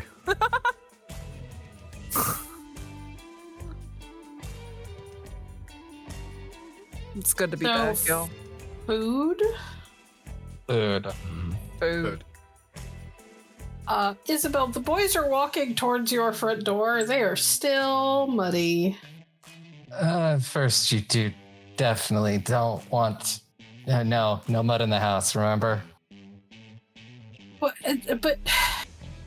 But food. Clean off and then food. But the shower's inside. Okay, go. I'm sure I can go find a hose. Catch 22. Isabel, there is in fact a hose on the side of the house. Yeah. The boys were hoping that nobody would mention it so that they could go inside and clean off normally. And the second Piper says, I'm sure I could find a hose, all three of them give Piper the dirtiest look. At least clean off the shoes. All right, fine. There's a lot of manly grumbling. Arthur just looks at me, guys. Welcome to my world. Hey, but you deserve it. We have 10 minutes of fun and this is the shit we get. I'll make it up to you later. Oh, you certainly will. Yikes, I'm gonna go inside. Piper just walks inside. All right, you all head inside to start divvying out food. The boys manage they make their way in about 10 minutes later. They have divested themselves of muddy shoes and socks, have rolled their jeans up in the most comical manner, so that they can walk through the house without trailing mud all over everything. And they disappear into the two bathrooms in the back of the house to change. Quiet shows up about 15 minutes later, fully cleaned and in fresh clothes. Yeah, I was thinking of the RV, but Piper said hose first, so. Well, you have the sneaking suspicion that Quiet went to the RV. Smart guy.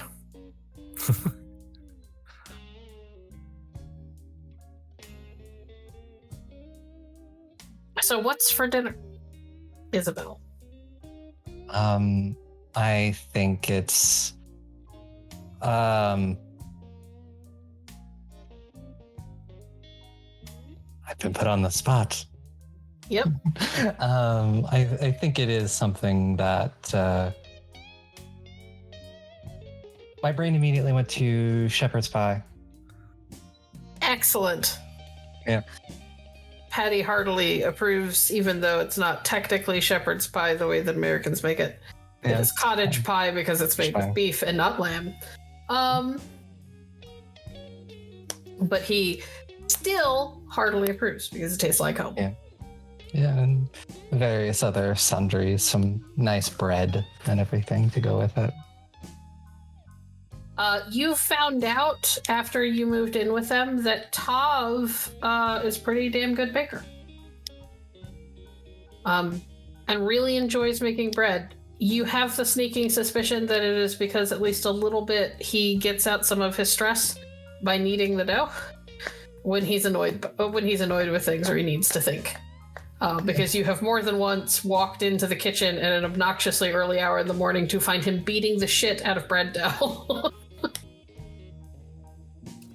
Yeah, that checks out. And plenty of wine and drinks for everyone. You all had dinner, and then I assume retired to bed for the night? Yes? And Is there anything anybody wanted to do in the evening before bed?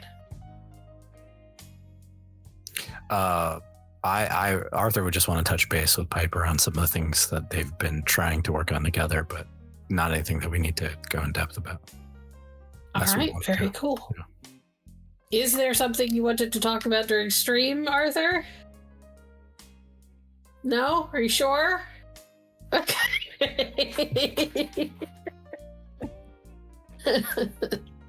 All right, very cool. I'm going to assume that Isobel prepared the 2 guest rooms for Arthur and Piper to take so that Quiet and Rosanna could have the RV to themselves. Yes? Yeah. I mean, Arthur could sleep on a couch. It's fine. Yeah, the guest room. Okay. Yeah. Good. Excellent. In the morning. So I just realized I can't believe there's not a fucking insomnia flaw in 5th edition. There should be. There should be an insomnia flaw. That's awesome. Let's focus, guys. In the morning. Piper. Yo. Actually, no. Piper was not usually the first person up. Piper was No. usually one of the last people up. Because she Yeah. doesn't sleep. Though. I do think that Isabel has actually become a morning person in the last 9 months. Isabel has not had a choice because Isabel has a Yeah. job. Yeah. A job that takes place during the day rather than at night.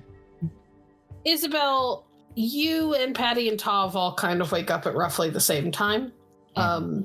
It used to be that they were always up before even you, but they have kind of trained themselves to sleep a little bit later so that they don't wake you up at the obnoxious hours of the morning anymore.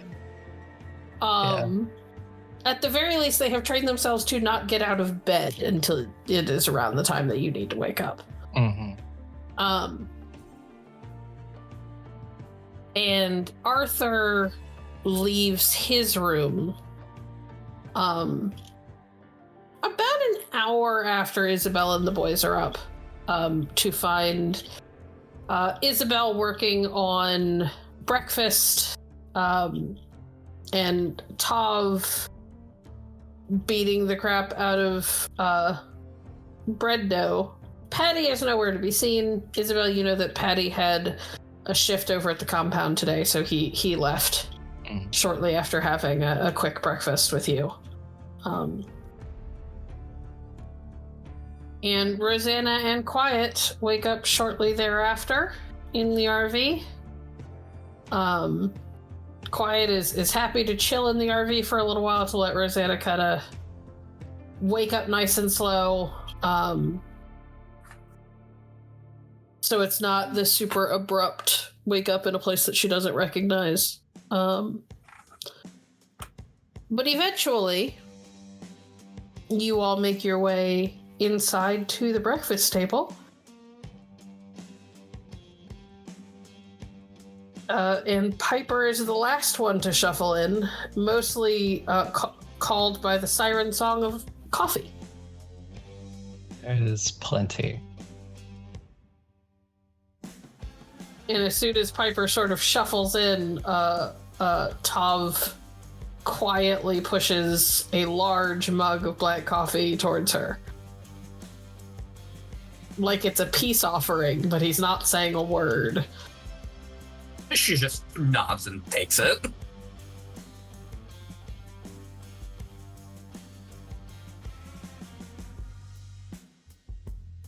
All right. Morning, everyone. Morning.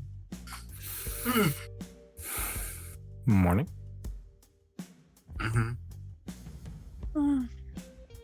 Y'all sleep well. Yeah. Slept.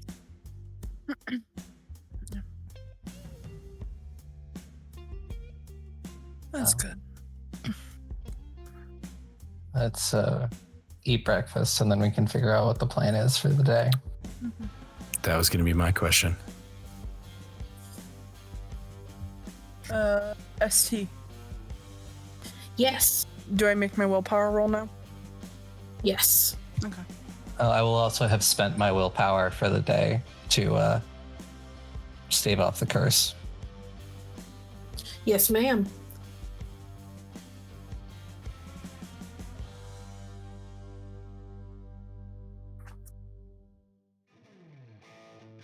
3.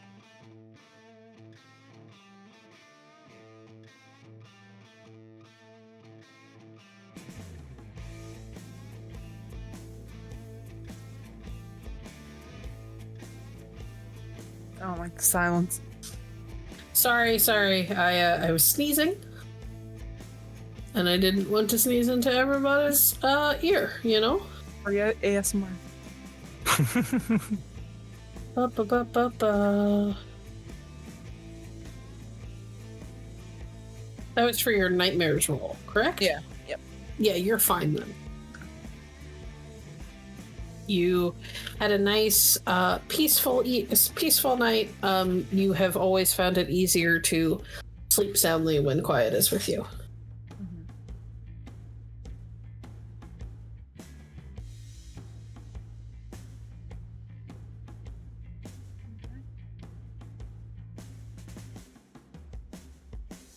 So after breakfast, I think that it might be best if we just get started. Yeah, figure out what our plan is. Yeah.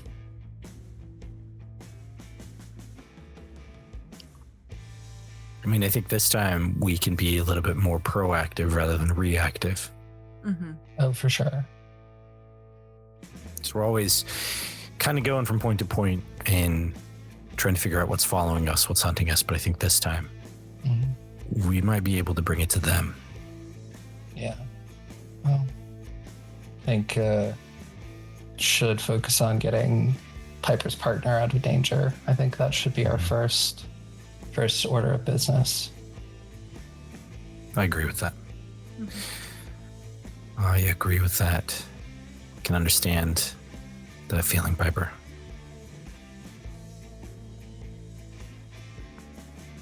So I guess step 1 would be figuring out where we're going to take her. I think the compound is the best bet. We've got people there. Yeah.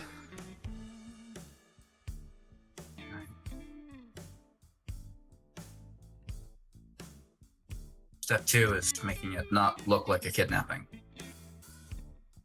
Well, she is your girlfriend. Yeah. Yeah, that's where the whole me explaining comes into play. Just gonna be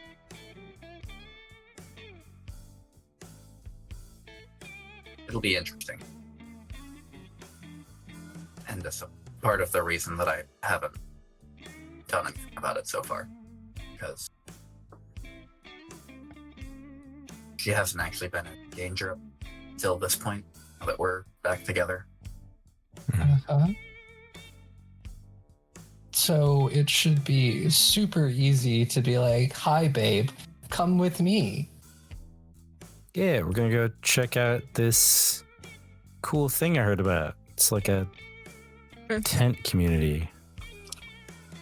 Actually, we have houses. We have houses. It's not that weird. Just this quaint little community that I was looking into. Or something. I don't know how you twist it, but you get where I'm going with this. We have really great HOA setups, and that we don't have an HOA. So, Piper, I feel like there's something that you're not telling us. No, I don't want this to go sideways. I mean, And if it does, I don't want you all to be stuck in the middle. Popper. I think it's too Popper. late for that. Little too late for that. Yeah, just a little too late. mm-hmm. Let's face it, we're all stuck together. Intertwined. So, I was worried you're about to say like, oh yeah, I haven't actually talked to my partner in 9 months, and I was gonna be real mad at you. I don't know why, but the first thing that crossed into my mind was I hate the HOA, but Yeah, that's why we don't have any. that's why. There's been something not that terrible, but Does your partner think that you're in California? Storyteller, that would have been something I told her, realistically. We had multiple conversations about this. At no point did you ever mention that you were telling her that you were back in town, so no. Okay. Especially because she would have insisted on seeing you if you had told her that you were back in town. To be fair, you also said that we were tabling this to happen on screen. No, I said we were tabling the big conversation to happen on screen. And here we are. The big one. Yeah, well, I will say, I think we're about to have that conversation. Yeah. Well, But if you had been communicating with her during this entire 9-month stretch and told her that you were in California, she would have insisted on seeing you, and things would have gotten real awkward. Yeah, so probably has not communicated she's back in California then. well, Correct.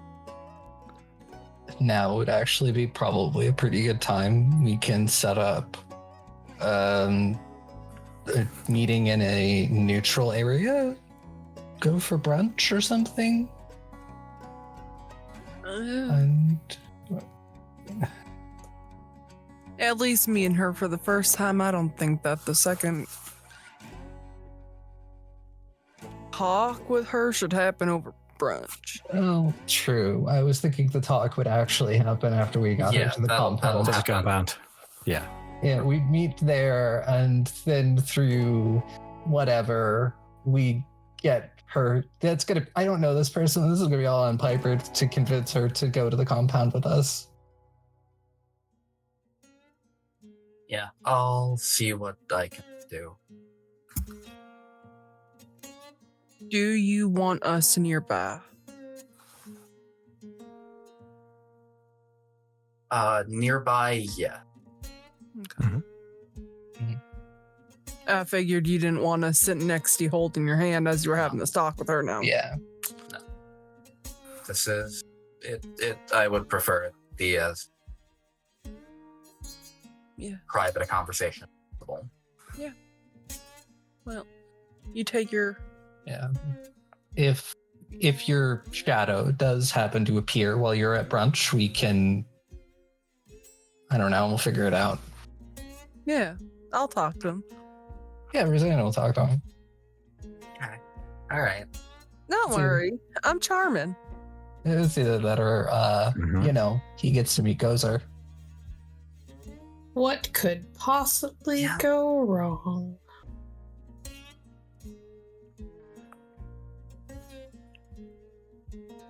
All of Okay. the things. So is that the plan? You're gonna call your partner for maybe the second or third time in 9 months? I think this will be the second or third actual conversation. Cool. Or Awesome. Awesome. You know how we gave Arthur no end of shit last season? Oh yeah, no, I fully deserve this. Oh yeah. I was like, oh my, how the tables have turned. My, how the turns have tabled. Hmm.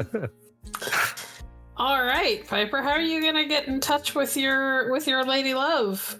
It is technically a work day. That does make things more difficult. Yeah, maybe a little. oh, do I have to work? It's a work day. We're gonna say that you took some vacation time. Yeah. You don't have a ton saved up, but you have enough that you Yeah, can handle A couple taking of a days. few hours. Yeah.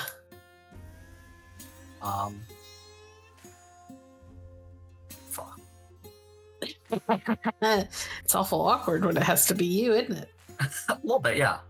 I think knowing that it's a work day, and also knowing that she, works with the guy that we're trying to take care of. Uh-huh. Piper would start off just by probably just texting her, "Hey, gonna be back in town. Give me a call when you're free."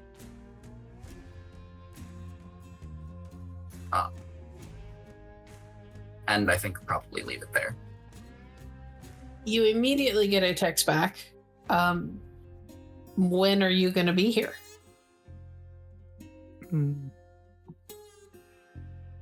About what time is it right now? You guys just had dinner, or not dinner, breakfast. That was a late breakfast because it's you. Probably at about 10:30 a.m. Maybe 11.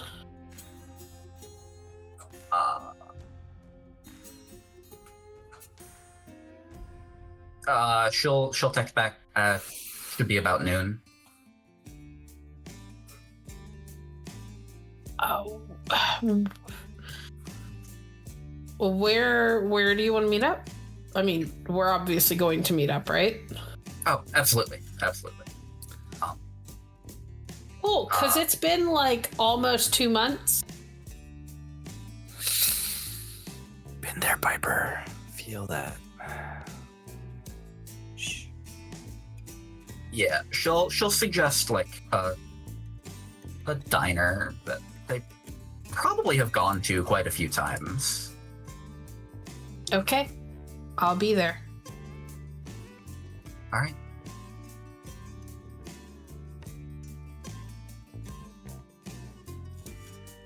You do note that last text message has a period at the end of it. I figured.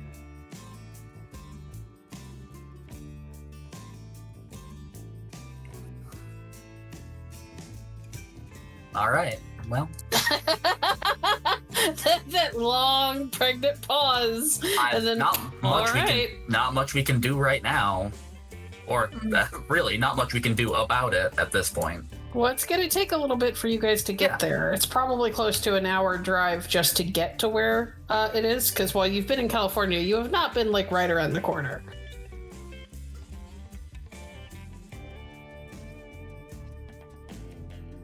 So, Road trip. Mm-hmm. Yeah. Got the RV stocked and loaded and full of gas. I don't know. Quiet sort of looks from one person to the next, and then over at Rosanna, leans over and kisses her on the cheek. I think I'm gonna go with the guys and see if I can help out on the compound at all. This seems like a personal mission. All right. Just be safe. I could say the same to you. I'm probably just gonna go help like mend fences and stuff. I think I'll be all right. I'm more concerned that your friend might not come back in one piece. He kind of gives Piper a sympathetic look. Well, I'll keep you updated. Okay.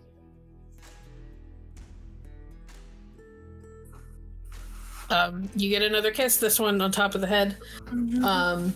Tav pours 2 travel mugs of coffee, one for him and one for Quiet.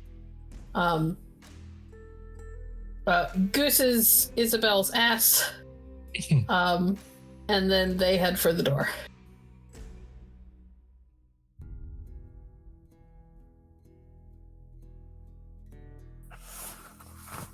Tav is a man of few words, but Actions speak louder than words. he lets you know that he's thinking about you. Yeah. And most specifically, dad ass. Yep. All right. You all have about an hour and a half to get there. It's about an hour-long drive. Are we taking multiple cars? We can all fit in the RV. I think we should pick multiple cars. Yeah, the RV is not exactly the most stealthy and... I mean, that fair. Well, I don't have a car right now, but BP, would you say that we brought the bikes with us? Could've, yeah. Cool. I've got a motorcycle. It would have required a little bit of dismantling of the surgery, because the surgery was built into the RV's like built-in garage. Yeah. So you would have had to move the like surgical table that's usually in the middle that Isobel works from. You would have had to like unbolt it from the floor so that you had room for the bikes. But yeah, you could have done that. Cool. So if anybody would like to ride with me, I would pay good money to see Arthur ride bitch. I'm just saying. I'm just Arthur. well, no. If we're going to the compound from here, then I'll drive the RV. But I understand the necessity for a car, because it would be very strange for Piper to say to their person, "Hey, let's go to this place. Let's get in this random RV with this guy you've never met before, and let's head on in." I get that, but yeah, and Isobel has her own car. Right. Okay. Well, I guess there's that. But if we're going from here to the compound, I'd rather take the RV there rather than leave it parked in front of Isabel's house. That's fair. If we're going to the compound first. That's so fair. You're going to the compound on your way to drop off the RV before you head on into town? No. Nope. Arthur's going to take the RV to wherever they're having the lunch, as he does, and then from there back to the compound. All right. Well, I'm gonna take my bike. Everyone takes their own vehicle, it sounds like. Yeah, it sounds like that's the situation. Well, if it's something like that, I guess Isobel will go with Arthur, just so we don't have 4 vehicles on the road. Mm-hmm.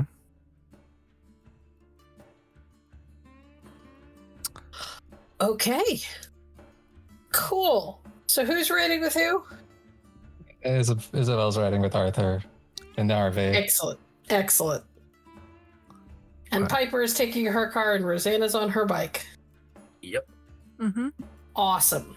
We'll say that Quiet took his bike, and Tov took his. They're on their own bikes. And Patty is obviously on his. And Gozer has shotgun, obviously. Oh, obviously. I'm gonna be in the back. Just, I can do non-lethal munitions with my ordnance, so just in case, I'm gonna prepare a couple of toys. the look on Piper's face at the thought of you in the back creating non-lethal munitions is amazing. Well, the first 10 minutes are probably Isobel going in the back and seeing what they did to her surgical area to get the bikes in, and then, right? Yeah. Awesome. Okay. You all head off. Piper obviously is going straight to the diner. Yeah. Where are the rest of you going to be?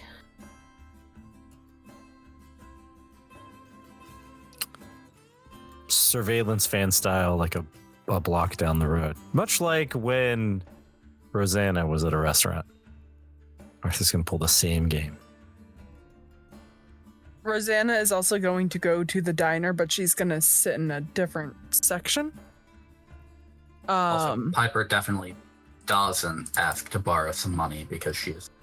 Yeah, I figured. Oh, for sure. I'm sure that I you know what? Here.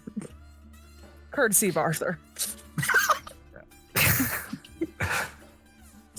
Oh my god. Okay. Just coming full circle. Yeah. Amazing. Arthur's 20. Yeah. Going a long way.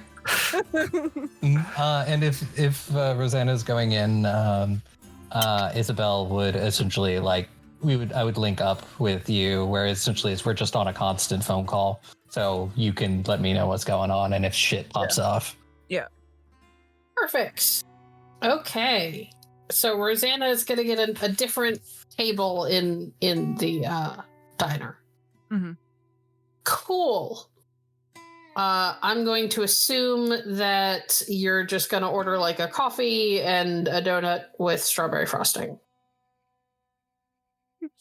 Yes, ma'am. Perfect. Isabel and Arthur are outside in the SUV. Isabel on a phone call.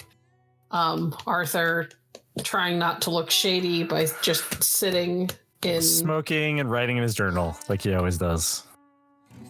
Yeah, nothing weird about that. Nope. Yep, normal. Smoking in Hyper. California? Whoo, people are going to notice. They usually do. Hyper. Yo. You arrive. And you realize that even with you guys arriving almost perfectly on time, Melanie has beaten you there.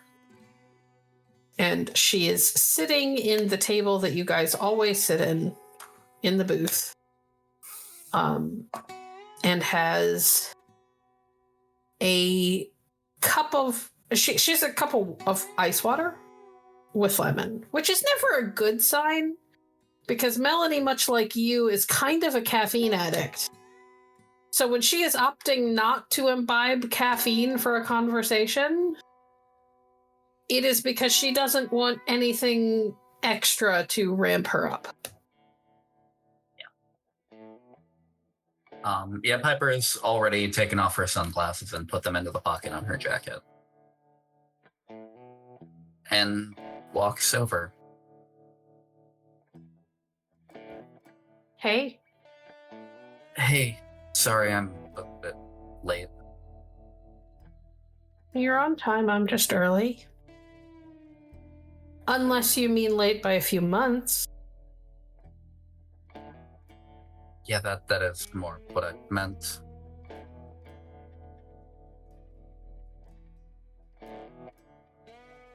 Gonna sit down?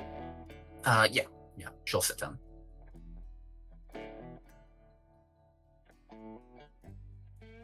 So how have you been?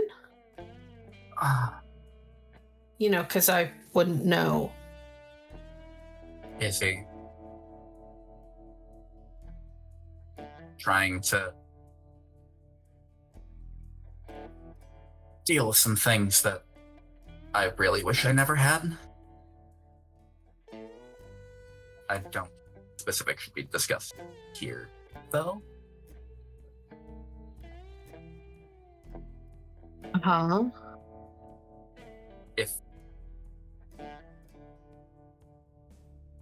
If there is anything you want to know about, though, just ask and I will explain the best I can. How about where the fuck you've been for nearly a year?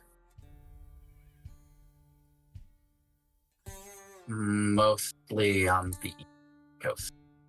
Or in that general area. Louisiana, Florida for a bit.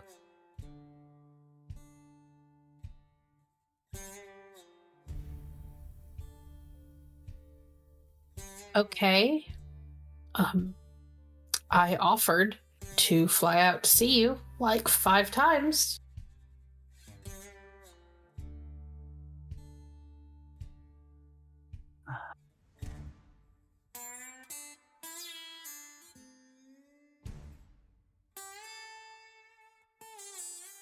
There are some...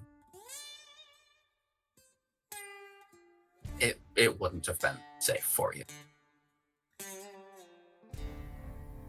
That's the line now. You know, if you wanted to cheat on me, you could have just said that you were lonely and wanted to find somebody. No, if I wasn't cheating on you.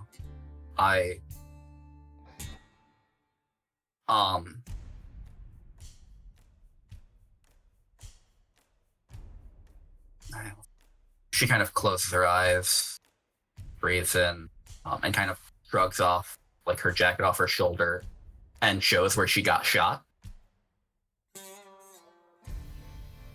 What the fuck? Wouldn't have been for you.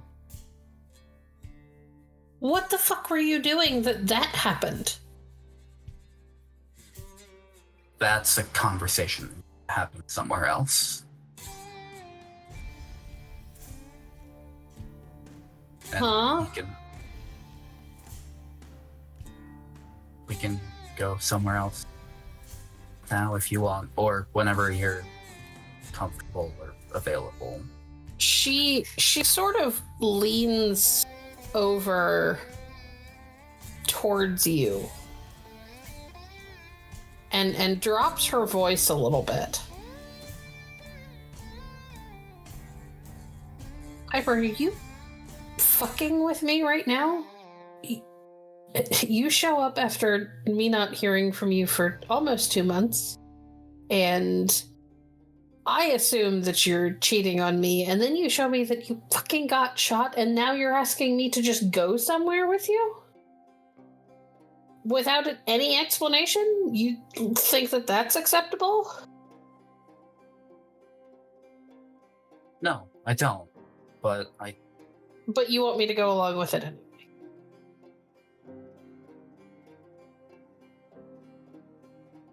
if you'd prefer, I can explain everything here, but one, I don't think you're gonna believe me. And two, I don't want people to overhear. Because they'll probably think I'm insane.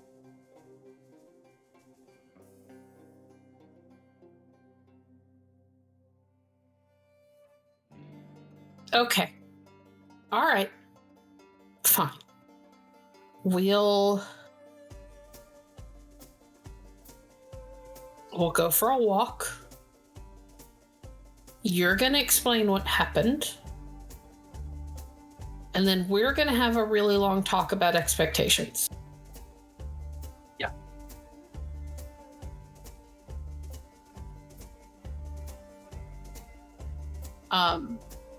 She stands up, and even though you know she didn't order anything that actually would have cost her money, she still puts a $5 bill down on the table for a tip, and kind of waits for you to get up.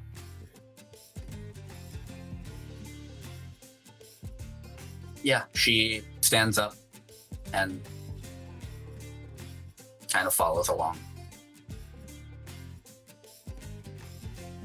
The moment that Rosanna sees this, she just places a hand over her ear and just says, "They're leaving." And Isobel says, "Copy." Okay. Piper and Melanie head outside. Melanie none the wiser that they are being spied upon. By at least speaking of one which, group of people. I was say, did we happen to? Well, I guess we don't know what the guy looks like, do we? I would have hoped that Piper last night or this morning would have been like, "This is the fucker." Do I? We have a picture of him. Yeah, we You do. do. Yeah. Okay, so while this was all going on, that was kind of the reason why Arthur wanted to be slightly away to surveil. Mm.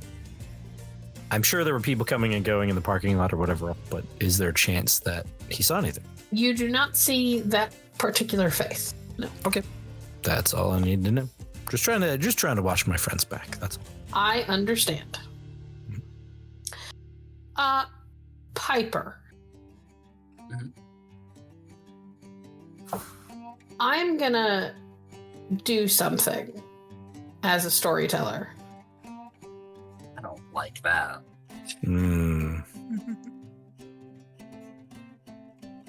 I would like to know what's going on inside of Piper's head. In Piper's words. I would like you to monologue for us, please. Oh, you piece of shit.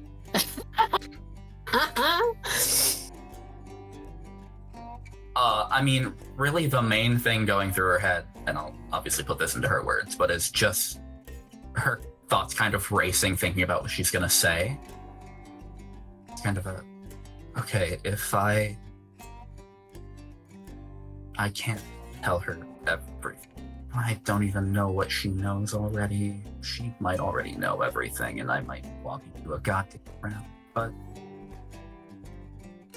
at this point, I don't care. This is something that I need to do. I need to talk to her and make it very clear what the situation is. I need to explain to her what I've done and why it's probably better if she just goes to find somebody else.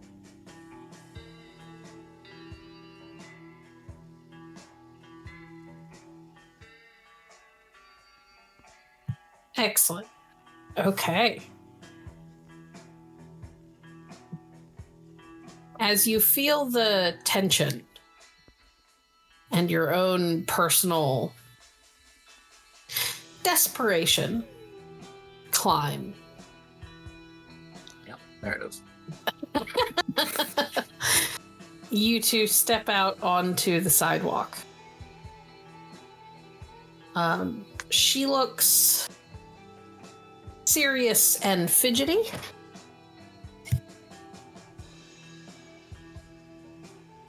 But is, for the moment, quiet and waiting for you to speak.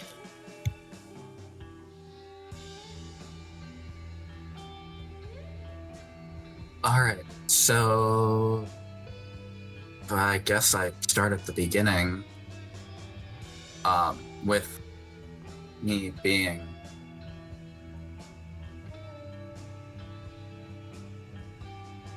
severely wanted by the federal government. I'm sorry, what? Well, federal government is. I may or may not have stolen some things from people that would rather those things be kept secret because they don't like other people going out and doing their job more effectively.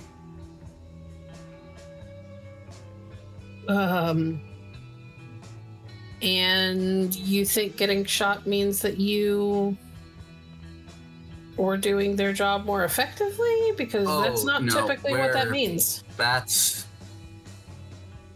a few steps down the road. We'll get to that in a second. Oh, there's more. Great. Oh, okay. Yeah. This is not going to be a fun conversation for either of us. The reason I was gone for so long is because I was called by some people to help deal with. How do I put this in a way that's gonna not make me sound? I don't think there is a way. A friend of theirs died. And I was asked to come help handle the fallout of that. Okay. What were you supposed to do? Mostly I was there to help figure out what was going on. What happened to her. What the people that were after her wanted. Things So like she that. didn't die. She was murdered.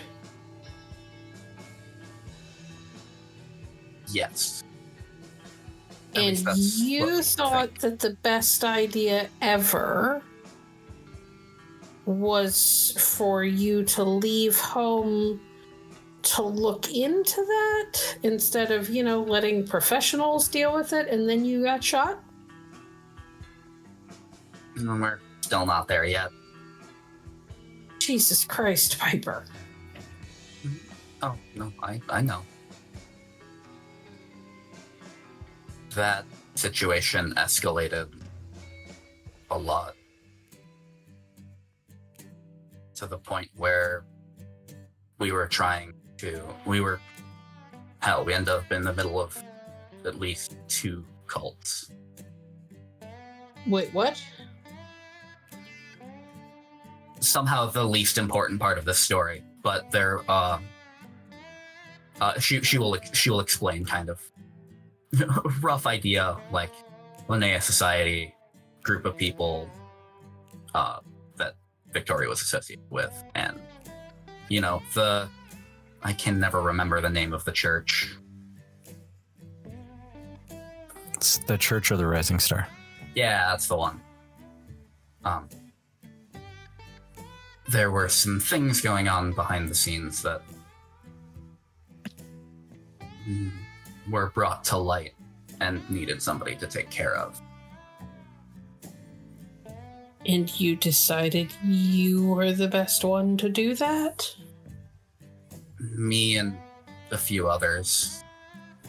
But this is where we go from me being a wanted criminal to people think I'm criminally insane. Okay. We were... I built a... How do I explain it? It's essentially a big conduit and a portal, and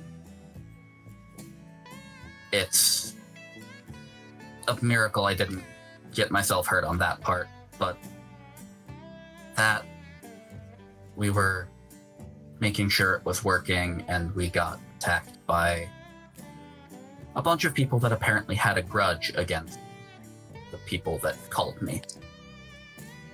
And that's when I ended up getting shot. Okay.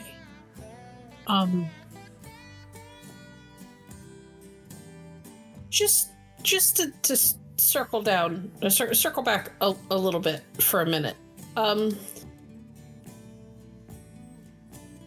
You are aware of how crazy this sounds, yeah?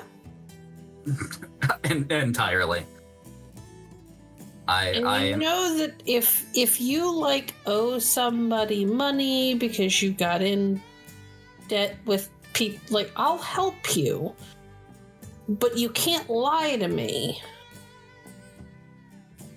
I know.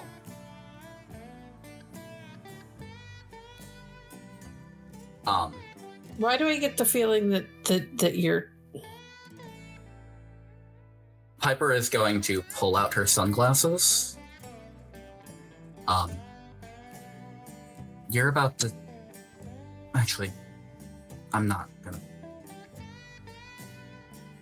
She'll kind of hold them out. There's a lot of...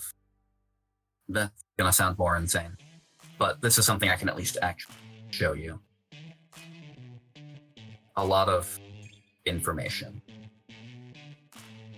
about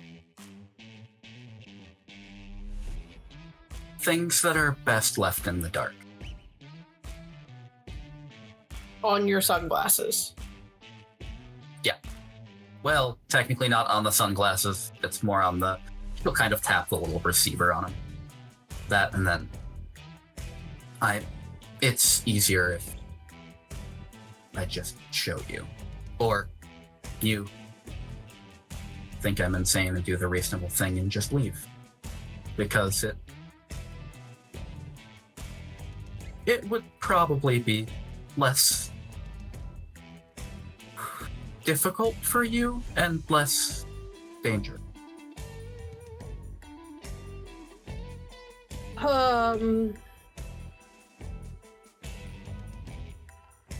Okay. Piper, out of character. What's up? Are you trying to convince her to stay or to go?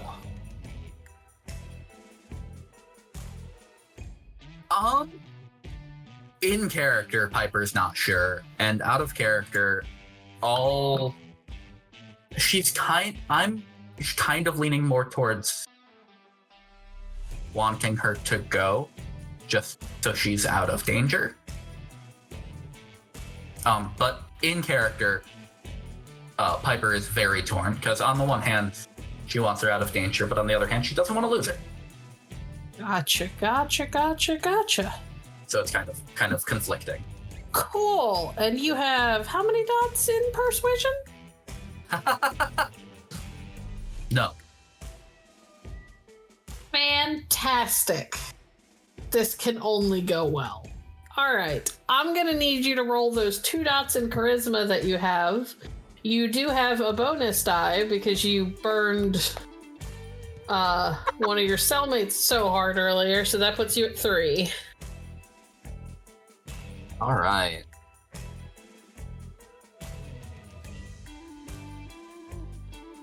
Here we go. Are you ready, kids? All right, we're gonna. Well, go that's ahead. not a failure. Holy 3 cow! successes. 3 successes isn't bad, really. That's pretty good. Amazing. I can't mark my willpower because my computer is being stupid and not letting me click on anything outside of Discord, but it's fine. It's okay. Write it down. You attempt to talk to Melanie about all of this. And your approach is kind of all over the place. 1 minute, it seems like you want her to go. In the next minute, kind of seems like you're trying to convince her that you're not crazy or lying and you want her to stay. Because it would hurt too much if she went. Yeah, pretty much.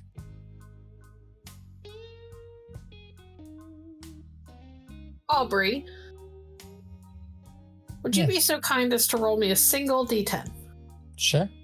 If it is odds, she stays. If it is evens, she goes. It is 6, so evens. Okay. Said evens, she goes, right? Yeah? Mhm. Okay. Piper isn't sure what she wants.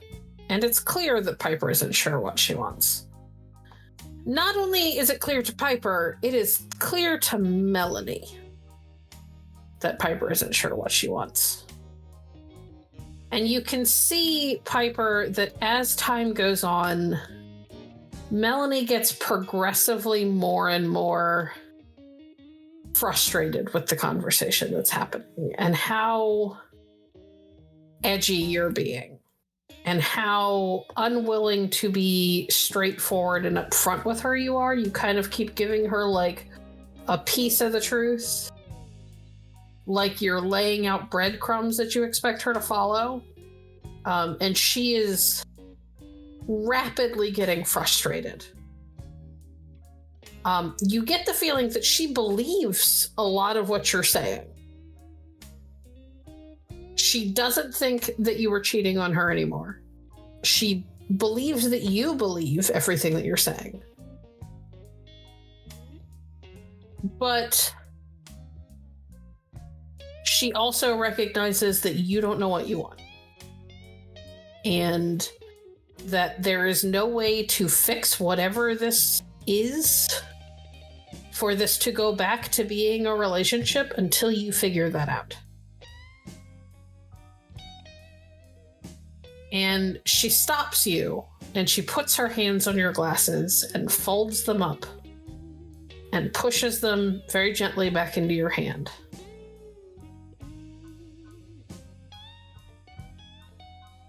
Piper, I love you. Against my better judgment. Against every warning that all of my friends and family gave me the first time you disappeared for 3 months. I kept loving you. And everything was great when you came home. And then you disappeared again, and I told everybody that it was fine, it was just your work, everything would be fine.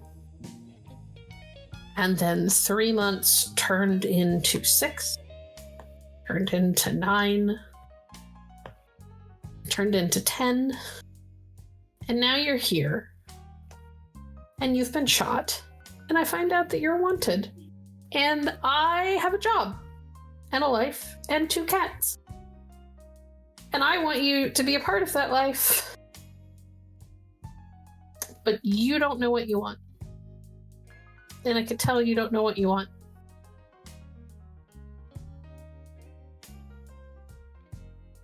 So I'm gonna go to work.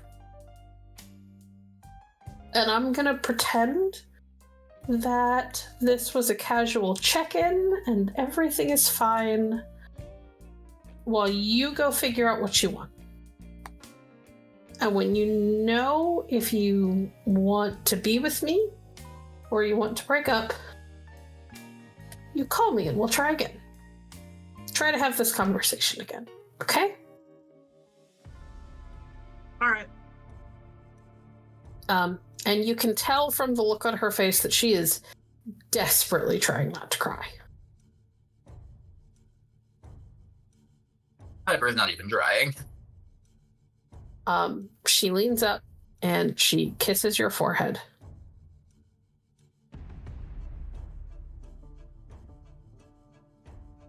And it looks like she wants to say something, but she hesitates, and then she just sort of pats your hands around your glasses and turns and walks away.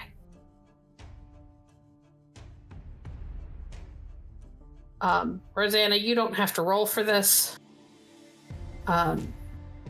You were kind of hanging back, and as you see her turn away and start to walk in your direction, you start walking forward towards where Piper is, not looking like you're walking to Piper, but just like you're walking down the sidewalk. As soon as her back is to Piper, there are tears streaming down her cheeks. But she doesn't recognize that you're anyone special. You're just a person. She just sort of sniffles and looks away from you because it's embarrassing for most people to be seen being that emotional in public. As she walks past, Rosanna's gonna reach into her bag and pull out a little thing of like the little travels to go things like tissues. Rosanna's learned to pack those with her. And she's just gonna, before the girlfriend can walk by, she's just gonna take out a tissue and offer it to her. She kind of blinks and gives you an odd look, but she takes a tissue and says thank you and keeps walking.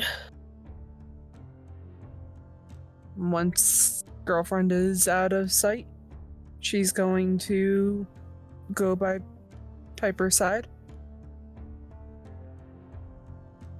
and just reach her arms out.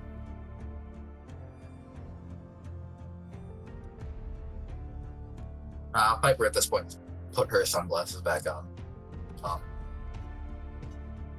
Looks at Rosanna. Looks past Rosanna.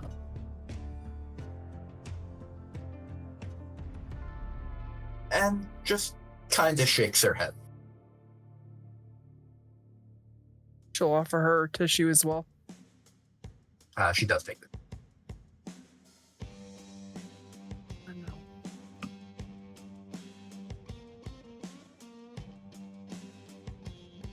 Fix this, okay? Whatever happened there.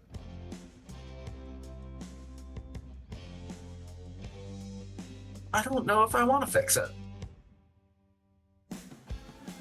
That's perfectly valid too.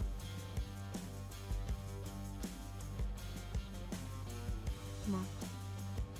I got a cup of hot tea in the RV with your name on it.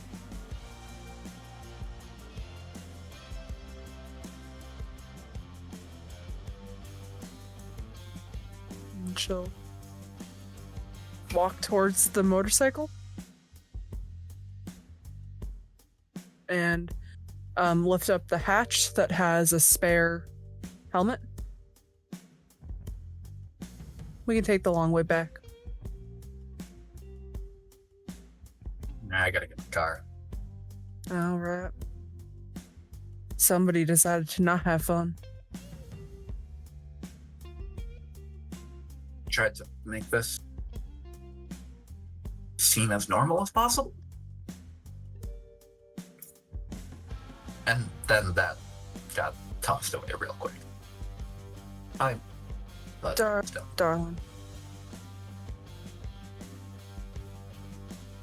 People will look at us like we are mad when we talk about the things that we see and deal with on a day-to-day basis.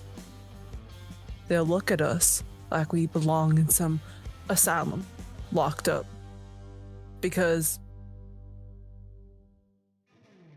the regular people are blind. There's a lot of ignorance. But when you're able to lift the veil from your eyes and see what is truly there, your life is changed forever. And some people are more willing to accept the fact that life isn't all it's cracked up to be, and some just would rather live their lives, go to work. Unfortunately, that's the life that we live now. But you're not alone. You got us. And it's okay to cry. Take it from someone who, you know.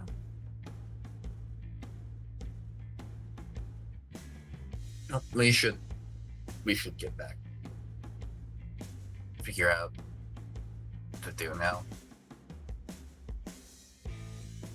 I don't think.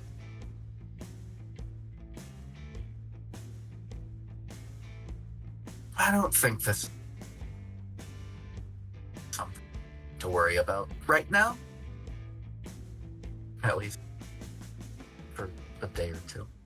Well, if you need me, I'm always here for you. You know that. Always. Yeah. Yep.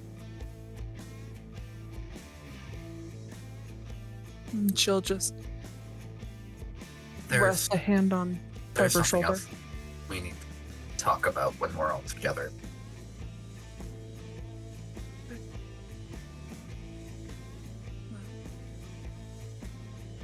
And she'll bat her shoulder a couple times.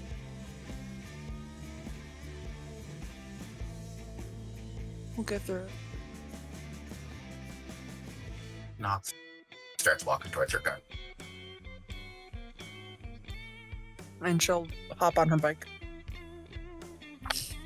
Okay.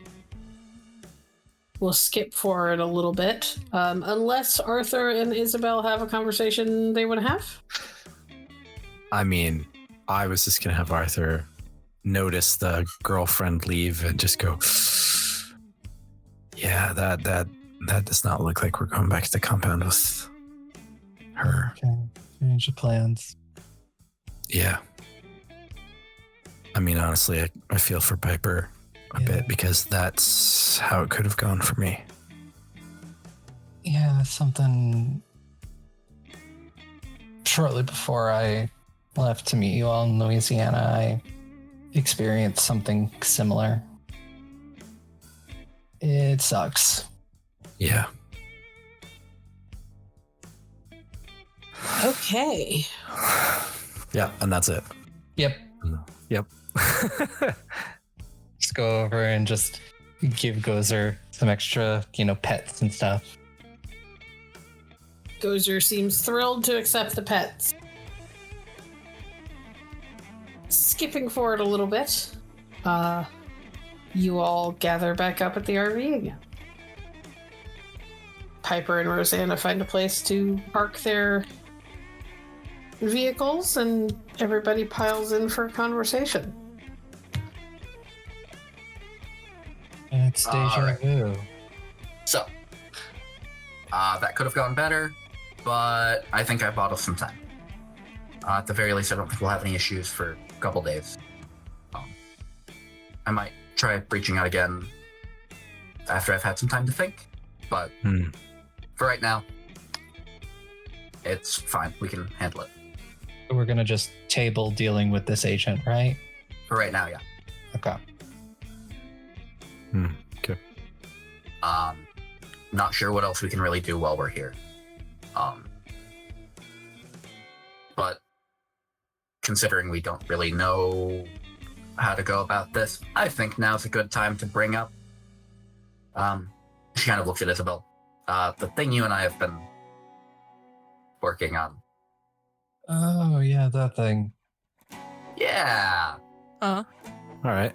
So Yeah, you remember that book that I told you all not to read because it's cursed? Did you read the book? You were all there. Yeah, we all watched Piper read the book. Right. Because with their anti-magic thing, we thought they were the best candidate for Yeah. it. Mm-hmm. I still think I was. Since I'm pretty sure most of you would have started cutting trophies off of the werewolves we fought. Hmm. So, book's cursed. I want to figure out how the fuck to stop that. Because it sucks. And there's only so much I can do to push back against it. Sure. Okay. Where's the book? Good question. Yeah, that's the other part. As far as I could tell, it hasn't, from my limited ability to research it, has not popped up anywhere else that I could find. Wait, what do you mean? Do you not have it anymore? No, it's gone. Just like it showed up, it disappeared. Okay. So, a little hard to. What is it the kids say these days? I didn't have cursed disappear and reappearing book on my bingo card for the year. That's close enough. Yeah, close enough. A real hip, Arthur. Really, Really getting with it. connecting with the youths, aren't you? Spent a lot of time on the internet the last 9 months. Are you going to become one of those, like, youth TikTok pastors? Oh, no, God, no. Though Katie Lynn, on the other hand. Anyway, sorry, we were talking about the book. Yeah, so we don't have many leads regarding the book, but, and I'm gonna be honest, I didn't have anything to do with this. Researching shit like this is not my strong suit. Mm-hmm. Yeah, that's when Piper came to me. I reached out and I looked through any occult channels I could come across, but I came up with nothing. Other than there might be a thing we can find that'll fix it. Yeah. Which, I mean, is better than nothing, since we at least know we're looking for a thing instead of, a person or a concept. So we find something that counteracts this book. That's what I'm hearing. Pretty much, yeah. Okay. It's not a whole lot to go on. But it's better than nothing, I guess. Do we have any idea where the thing is? Not right now. We might be able to poke around and out. Okay. And this will also kind of tie into looking into what happened to Dietrich.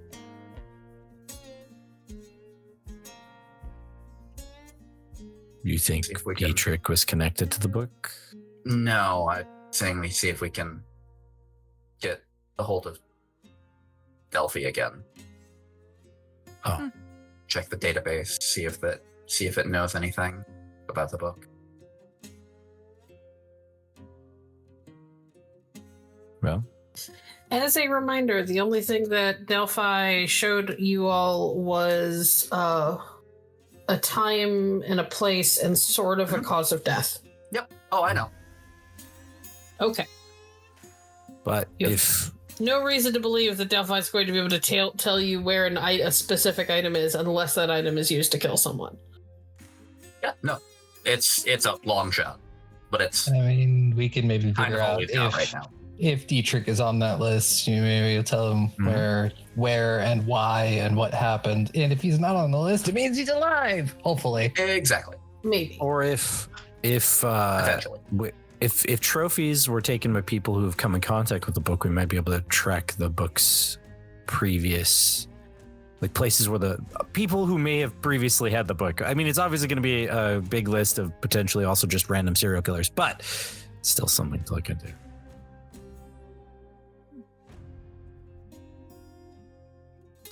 Sorry, I spent a lot of time on the internet, like I said. But yeah, we don't.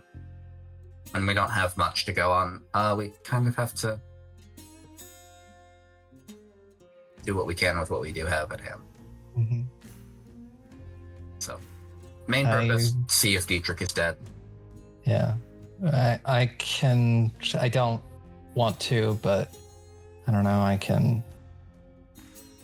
If we come down to nothing, I could always talk to Allison and see if any of these things ring a bell. But that's feels like a last resort. That is definitely last resort.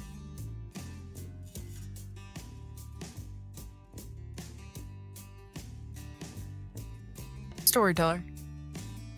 Yes. Checking my phone. Uh-huh. I get anything back from my contact about that broken glass? Or those the stuff that I sent her the pictures of? Right. Yeah, actually, you would have gotten not specific information, but you would have gotten a notification that she might have some thoughts and kind of asking when and where you want to meet. She'll text back. How fast can you get to Cali? Are you really asking? Is what you get back. She'll shoot a winky face. But you're gonna have to be more specific than California. That's a big state. Where are we? San Diego-ish? San Diego? Mhm. Okay. San Diego. Okay. Give me an hour. I can Wow. give you an hour. I'm gonna be meeting up with a friend in about an hour.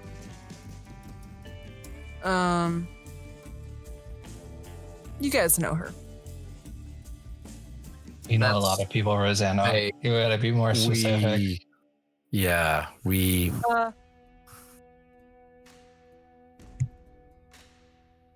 Yeah, I might want to babysit her pet for her while her and I are having a meeting. You Is it guys the like dragon? dragons? Yeah. the angsty teenage dragon, right? Mhm. I mean, I'm sure if you give him a treat. Good point. What do teenage dragons eat? I don't really think that it's actually physical, like an act. Well, maybe it might be. Yeah, you know what? I don't know if she's gonna bring the dragon with her. Funyuns and Mountain Dew? That's a teenage boy, not a teenage dragon. But Or a middle-aged Arthur when there's nobody around to cook for him. Very true. I mean, hotel lobby markets only have so much, you know? Cup ramen and Funyuns it is.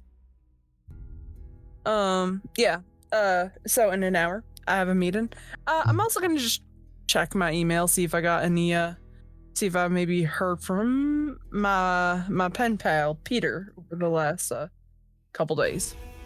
Not the last couple of days. Okay. He did give you a heads up that he is on assignment for work, so his reception and ability to sit down and actually write is a little sparse at the moment. Okay. But he promised that as soon as as things are a little bit more stable and or he is back where he has a normal, regular internet connection, he will be back in touch again. Wonderful.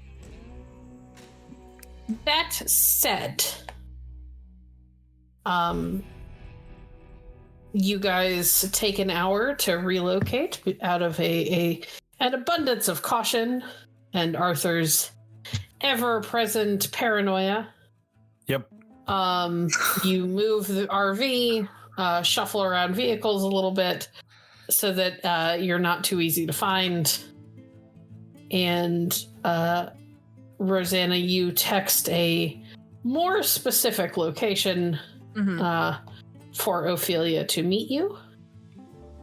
At a highway roadside diner outside of the city. Where an RV will not look quite so out of place. And if your friends would like to, they can go inside with you without having to worry themselves too much. Right. Who is going inside for the meeting with Ophelia? I mean, nobody else wants to go. Isobel will go. Yeah, I mean, Piper would like to go. Arthur, on the other hand, does not want to go.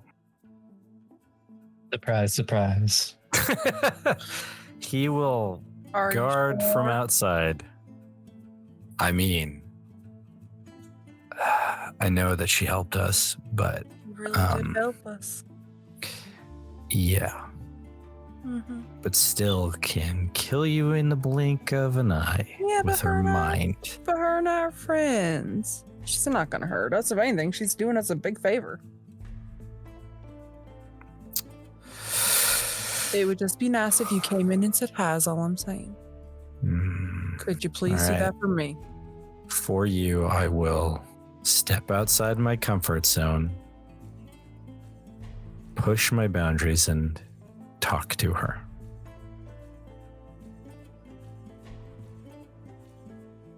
Thank you. Excellent. You all lock up the RV and head inside. You have about 10 minutes to order drinks, to get comfortable, to kind of chat quietly amongst yourselves before the actually, I would like everybody to make me what's awareness, please. Oh. Maybe my rolls will stop being Fun. trash. Nah. Not mine. Mine will always be. Well, hello, Piper. I was hoping for that on my Jesus Christ, what is happening? Nah, not Arthur this time. He had his chance. Arthur is deeply uncomfortable at the idea that he's about to meet a mage again. So Arthur has buried his face in the Also, the sunglasses. He's menu. not used to them. Yeah. Buried his face in the menu like it is the most interesting thing to have ever been written. He is carefully studying the price of bad roadside diner meatloaf. But Isobel, Rosanna, and Piper all catch a flash of gold out of the corner of your eyes, and you look up for a second, half expecting to see a full-on dragon in the parking lot. You do not see a full-on dragon in the parking lot. However, what you do see looks like a large tour bus that is easily the size of, if not slightly bigger than the RV, and has a big-ass gold dragon painted across the side. A door opens on the side, and out climbs Ophelia. She is dressed in a pair of distressed, bell-bottom jeans, a halter top, that leaves very little to the imagination, really. And is as stunning as she has ever been. And you are all kind of instantly reminded of that, like, immediate effect where you can't quite pull your eyes away that she had last time. She kind of stops at the side of the bus and reaches up and sort of pats the gold dragon painting, and you get the feeling that the bus might be more than a bus. Before she heads into the door, and she kind of waves at you guys through the window, looking slightly kind of giddy excited, like she doesn't get to do stuff like this very often. And then hurries in and over to the table. Rosanna's gonna stand. It's when she arrives at the table that Arthur notices that she's there. Yep. Ah, Huh? sorry. Hi. Hi. Hello. Hey. She hugs Rosanna. How you doing, kiddo? Oh, same shit, different day. Oh, where's the hot one? Last time I saw you, you were with some, tall, slightly lanky, but still muscly piece of man meat. Where'd he go? She talking about quiet? She's talking about quiet, yeah. She's talking about quiet. Oh, he's doing a job with some of the other guys. So unfortunately, you're gonna have to. Right. It was too awkward. Hanging around while there was tension. Gotcha. Well, she'll scoot in a little bit closer, like a little bit to give Ophelia some room to take a seat next to her. Ophelia will sit, reach over and snag your hot chocolate and take a sip of it before she puts it back down in front of you. Sorry, chocolate tax. Yeah, that's fine. She'll take the mug and just take another sip. So, what's up? Oh, right, the thing that you asked me about. Yep. Yes. Okay, so, obviously without immediately seeing it, and having it in hand, I can't tell you how much of the old juice was left. That's fine. But, everything that you showed me suggests that it might have been a witch jar, which is what you thought it was. Yeah, that's like what he said it was when we last saw him. And here's the thing, they're not indestructible. They do a good job at keeping the nasties away, but if somebody knows to look for it, or, send someone who's just a normal mortal to get their hands on it, it's not going to stop someone with a shovel. Yeah. No, that is fair. What I want to know is, and then she's going to take out her phone and switch to the picture of like the where the shards of glass and the tins like kind of like aligned in a very specific way, or were they just kind of like scattered? No, they were scattered. It looks like somebody like picked them up and like chucked them. Like they were just trying to get them out of the area where they were taken from. Does that make sense? Maybe they just picked up and threw the jar itself. And what Quiet managed to find for you was like what hadn't been like swept away by rain or carried off by animals or whatever. Mm-hmm.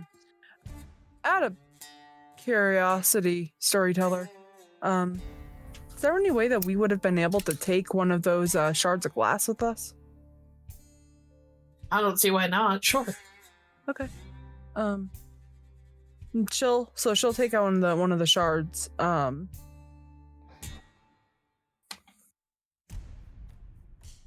I just think that it's a little bit bizarre because we were speaking with him and then suddenly he was up and missing. Is there any way that we might be able to get like a set of what might have happened to him, or if he's even alive? I mean, there's some things we could try, but it's been a long time. It's not like this happened a week ago. We're talking months. And the longer it's been, the harder it is to get information. I mean, I can look into it. Do you have anything of his? Do I have anything of his? Cough, cough. You have the glass. Cough, I was going to say, we have the glass. I hand over the glass. Well, I can give it a shot. I can't make any promises that it'll work. Mm-hmm. And I could talk to my aunt. Yeah. She's got a better handle on time stuff than I do. Mm-hmm. I mean, I have the sight, but she's better at, manipulating time. Mm-hmm. So maybe between the two of us. How, out of curiosity, do you have any idea who or what might have grabbed him? If something did? I have a theory suddenly. Okay. I mean, I could very well be wrong, but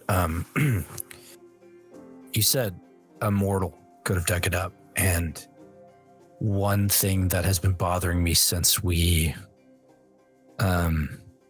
met our first mage was the idea of a sort of secretive, evil mage vampire cabal thing. And unfortunately, we kind of discovered that. And the only reason I thought of this is that we discovered that there was a group of mortals that become vampires in this whole group that Victoria was looking into and or was involved in. And so part of me is suddenly thinking maybe because Dietrich, Victoria, the Linnaeus Society, suddenly a thought came into my head. That's what I was thinking. Wait. The what society? The Linnaeus Society. And they do what exactly? From what I remember, it's been a while since we looked into them, but if I remember correctly, there was some kind of thing where they essentially people work for them, try to achieve certain things, they learn things, but in the end, the ultimate goal is sort of everlasting life or whatnot, in the form of vampirism. Yeah. So they're a recruitment group. Yeah. Uh-huh. Who likes sort of weird esoteric stuff. Okay. Well, I know who they're recruiting for because there's only one group of vampires who do that. Come again? Do you all understand how vampires work? The different bloodlines and clans and stuff? So. Kind of, sort of. I'm Come again? learning. Yeah. I feel like we had a conversation about this last season. We We did. absolutely did. We did. Yeah, I kind of missed part of it, but I think I get it, that there are different types of vampires and some kind of connection familially with powers that they possess, if I understand. That's about it. Pretty much, yeah. Okay. You see her kind of glance around the diner. And then she grabs a chain that's hanging around her neck, and the pendant of which is like inside of her halter top. And she pulls it out, and you guys realize that she is wearing like a gold and silver pendant. Arthur, would you be so kind as to roll me? Have to find the right sheet. Roll me int and occult, and I'm gonna give you a +1 because this is a little bit tied into theology and biblical stuff. Cool.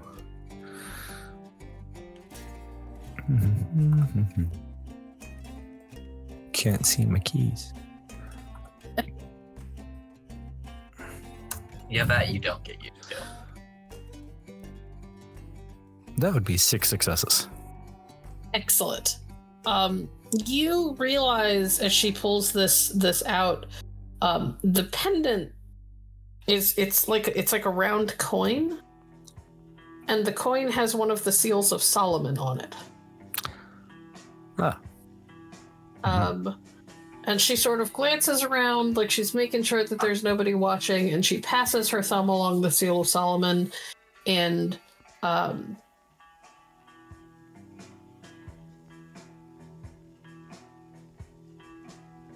Rosanna specifically feels the air kind of change as a little pulse of magic goes out around her. The rest of you, all of your ears pop for a minute.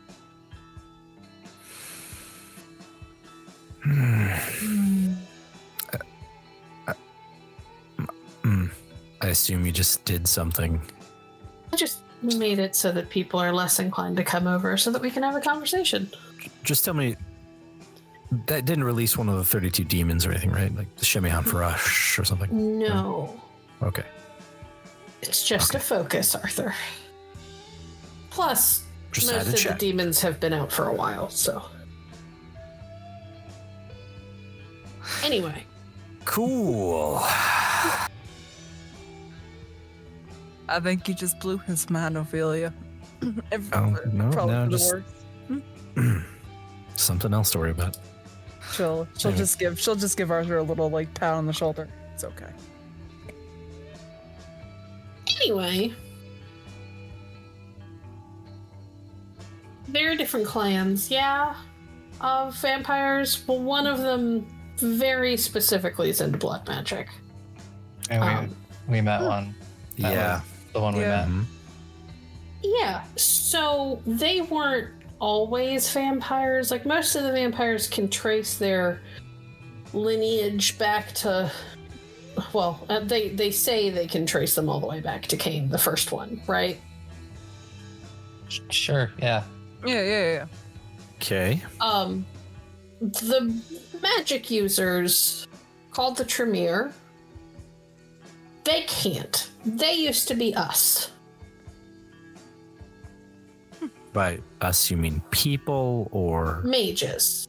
They Got used to specifically be Hermetics, which is the order that I belong to. Yeah. Fascinating. We don't like them. But now that I know that there's apparently a whole order of people looking for humans with potential magical ability to turn into more of those blood-sucking... Anyway, now that I know that that's a thing, I need it to make some apparently is. calls. House Titleist will be pleased to hear about it. House Titleist. Oh, yeah, there are houses within the Hermetics, and the Titleists, they're always angry, but they're really good at fighting things, so. All right.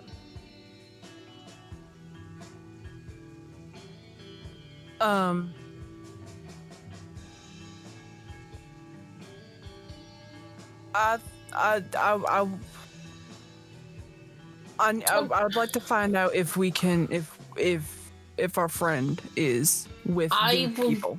I will do what I can. I Okay. can't make any promises. I know you can't, but you know. before your Yes. friends go off and slaughter a bunch of... I'd like to see if we can get our hands on him first. I will look into it. As I said, I can't make any promises. It's been over 9 months. It's not that easy I know. to just summon up a vision like that. I You, know. of all people, should know that. I know. And I appreciate you for even helping me out here. There is, and she's going to look specifically towards Piper and give her the "can we talk about it" look. Yeah.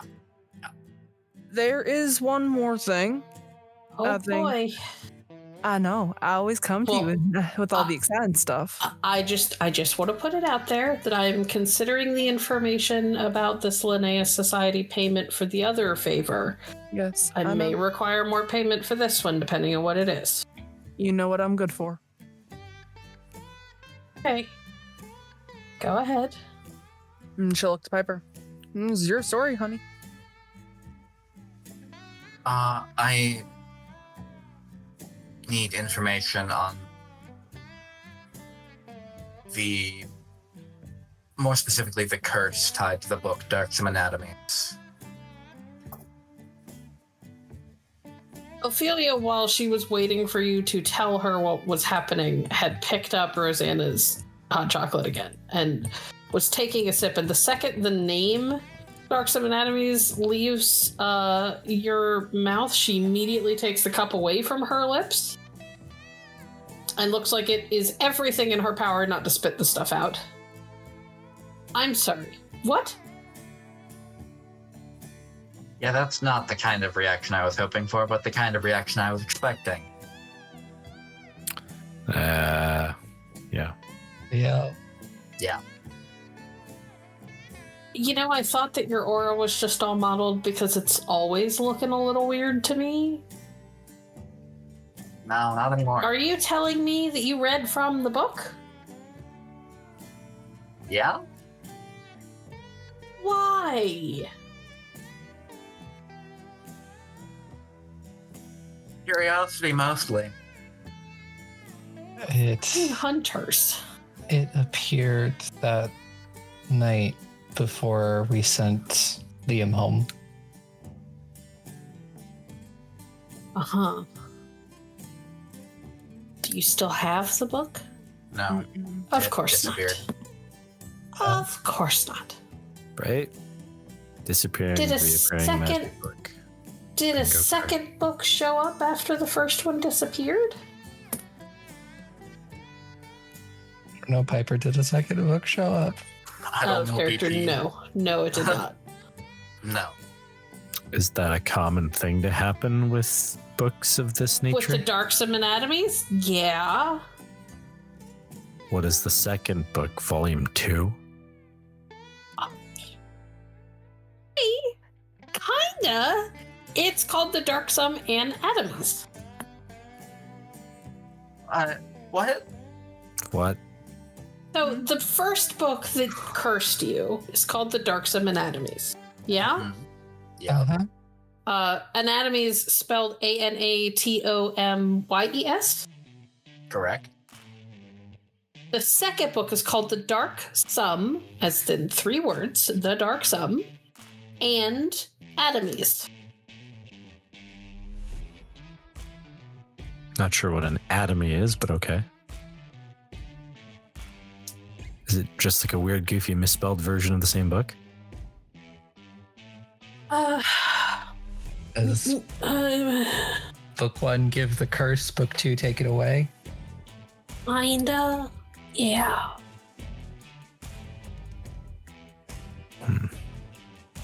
There's more to it than that, though, isn't there? Oh, yeah. Okay. So listen, these books are legendary, right? Because they don't stay in one place for long. They tend to show up where you least expect them. The wrong always the wrong person. The person who's always going to make the wrong choice is the one who gets their hands on the first one. If they're lucky, the book moves on before they do the stupid thing. Obviously, you didn't get lucky. Now, if the Darksome and Adamies shows up afterwards, it can take the curse away. What is wild to me is how remarkably sane you look. Because when did you open the book? Right before we sent Liam home? Yeah. How are you so mellow? That's gotta be because of your weird, like, black hole for magic thing. It's gotta be dampening the effects. Or it's just how hunters do. No, it's definitely not how hunters do. What happened to your friend? Listen. What? So the curse that the first book puts on you, I haven't heard anybody making it a year without being completely out of their mind. Unless they manage to lift the curse in that time. And she points at Piper, should be way more off-kilter than she is, considering how long she's had the curse.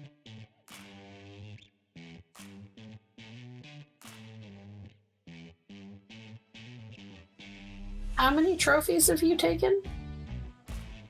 None. How have you not taken any? Aren't you guys hunters? How the fuck have you managed to make it this long? Most of my work is behind the scenes shit, and the one time we did have a direct interaction, just kinda didn't. And she'll just kind of tap the glasses. A little bit of this, a little bit of Plus, we're not those kind of hunters. We tend to just fully get rid of whatever we've encountered. If we get rid of it at all. And he looks at the others. We haven't exactly been hunting for the last few months. Okay. All right. Cool.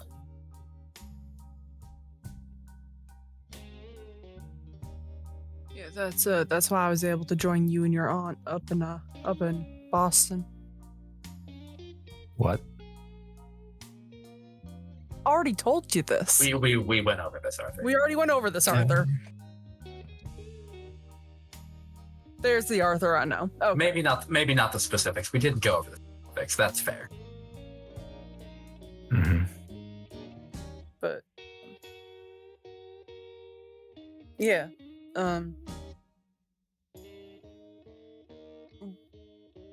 we haven't been together in about 10 months. Okay. Cool. So there's a couple things you should keep in mind.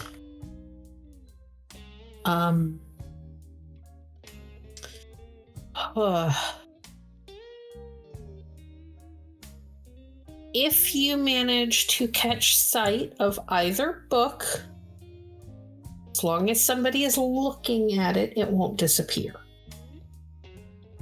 It is when you blink or turn your back or look away for even a second, even if your hand is on it, that's when they disappear. The other thing, both books will not exist in the same place at the same time. The first one runs from the second one.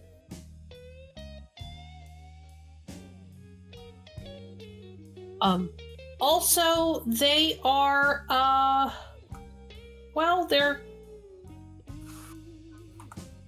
they think, they have personalities. They used to be people, after all. Okay.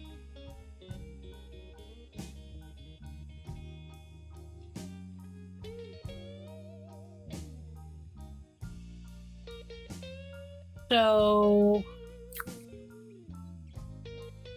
yeah.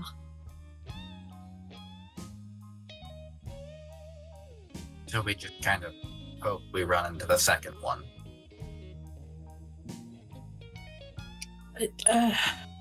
Hope that you can find somebody who has it, or that you run into it.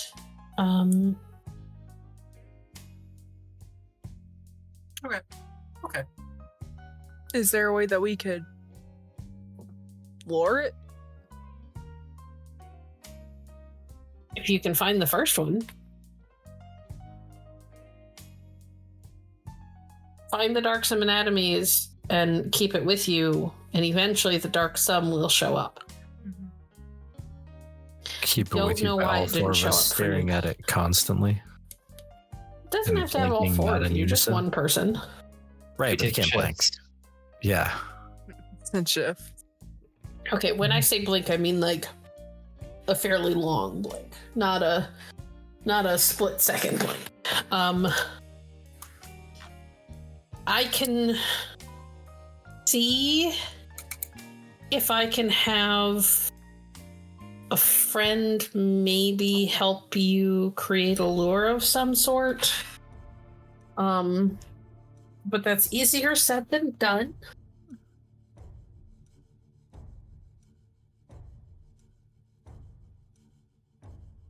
Honestly, the easiest way might be to find somebody else who currently has the curse. Shouldn't be that hard. Just gotta look for someone who's a serial killer, mostly. Delphi.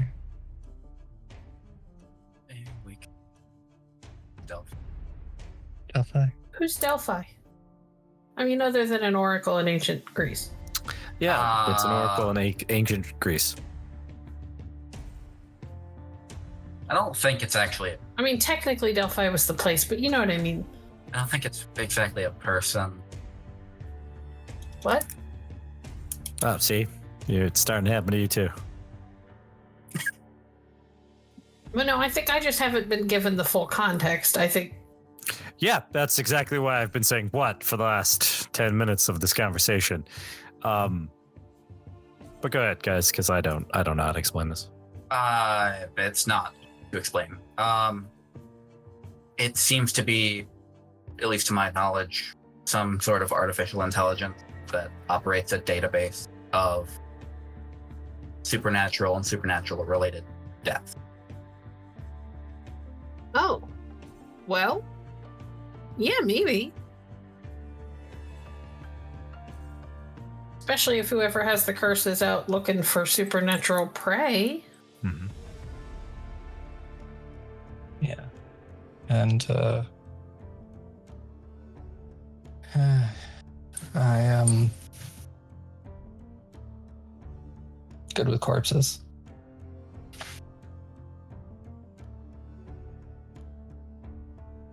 Good with corpses. Okay. I was a mortician. Like, I know that you did that as I part of know. your job, but you can't just say, yeah, I'm good with corpses. Your Not in friends are this a little line. weird, Rosanna. Yeah, well, And I'm a mage. so- everybody's got weird friends. Yep. I mean, come on, you're friends with me. She smirks. Okay. All right. Well, I'll see what I can come up with, and once I have some answers, I'll let you know what the cost of doing business is. Yeah. Yes, ma'am. If I can get you a lure, I'm not going to charge you if I can't do you any good. Right. Just keep me up to date. And I will. I'll be in touch. Just doing like check-ins every so often? Sure. Check in as much as you want. Wonderful. Can I go outside and pet the big guy? I mean, he's a bus right now, but you're welcome to. Oh yeah, she's the moment. The sight is Rosanna just gets up, slowly walks out of the diner, and then the moment that she's out, she just runs towards the bus, gives the painted dragon a couple pats, and then runs back inside. Seem that often. You reach over to pat the bus, and the second your fingers touch the paint, the bus like rumbles, like somebody just turned over the key. It's good to see you too, buddy. But when you turn and go back inside, it stops, turns off again. Yep. So go back inside. Had to say hi. Gotta pay respects. Yeah, I get that. Isobel, isn't it? Yes. How therapy curse going for you? I'm working at it. You know, I have a lot to untangle, but, you know, we're working on it. So better. Yeah, better. Good. I'm glad. I didn't get to see how everybody did after the whole Liam thing because I was sort of unconscious. How's you? How are all the hot boys? Your hot boys? They're very good. Still hot? Still incredibly hot, yes. Very cool. Yeah. Came with me to California. Very cool. How's the wife? Looking at Arthur. Well, we're doing better. We have been working through a lot of the issues that I had created. Starting good with for me you, admitting that I had created the issues. So, but I Yeah. always Still too good for you? very much. Good. Mhm.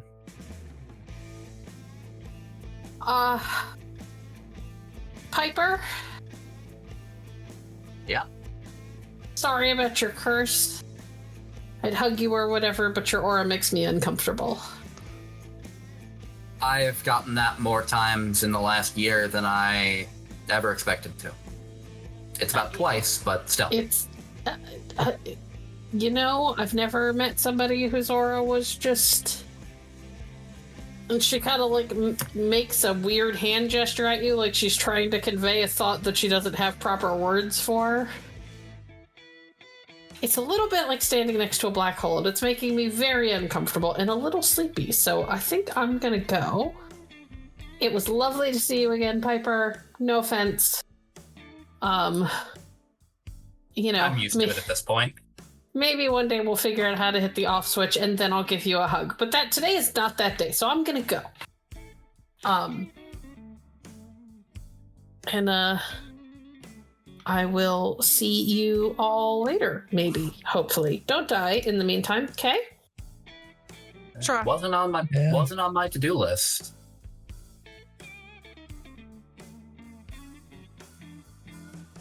She sort of gives everybody a wave, kisses Rosanna on the cheek again. All right, I'm going. And she hurries out and climbs into her quote-unquote definitely not a dragon tour bus. Mm-hmm, mm-hmm. And they pull out onto the road.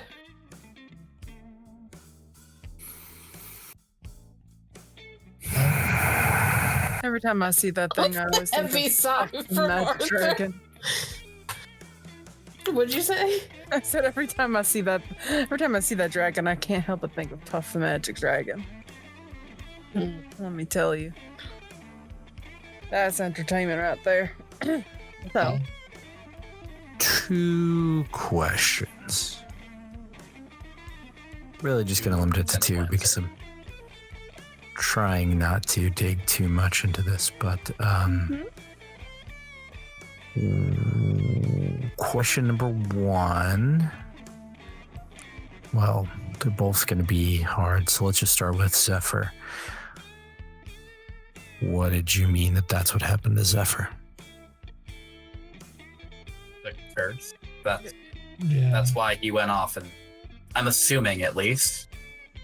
The mage we met, Gunshop, said something about collecting, that Zephyr was collecting tokens from his victims. Right. And that's I remember that. kind of the compulsion of the curse. At least part of it. Apparently it gets worse. Wonderful. Yeah. So based on that, we're making the assumption that Zephyr had at some point seen this book. I had at some point read the book, yeah. Yeah. Didn't I remember y'all saying he mentioned something about it at some point. Yeah, that's another thing I remember. I didn't know anything about that.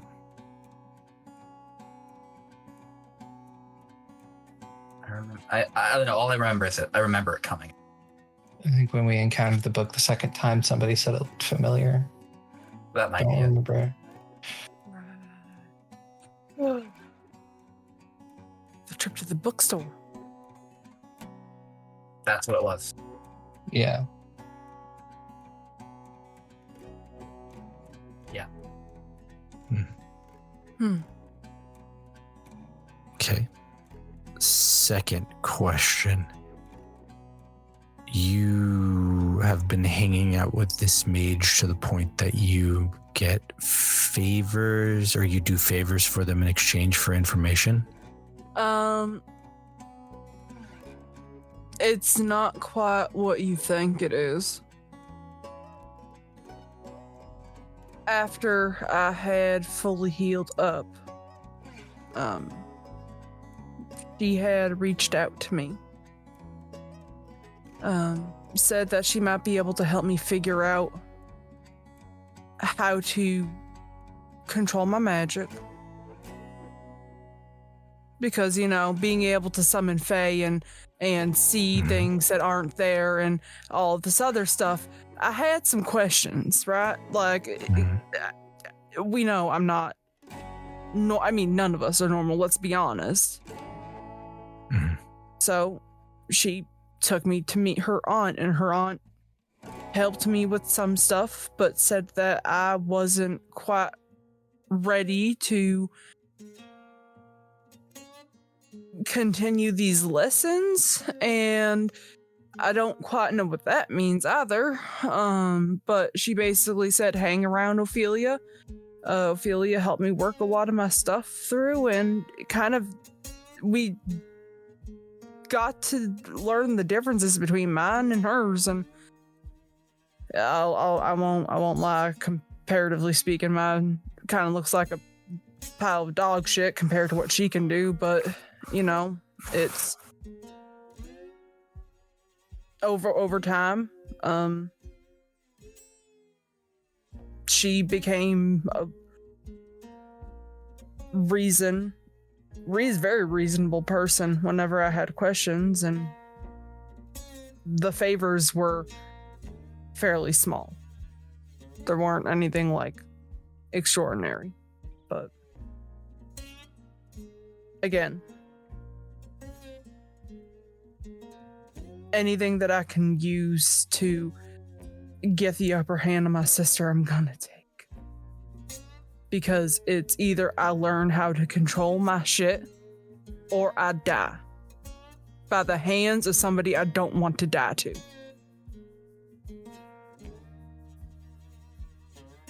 And I know that that's not an answer that you like. But would you rather me die to the hands of my own twin sister?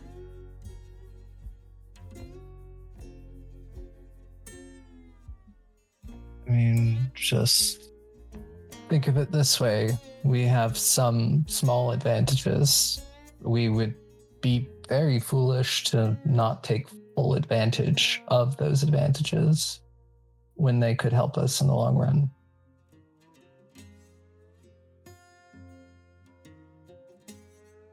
Arthur, you can punch ghosts. I can't even see the ghosts anymore.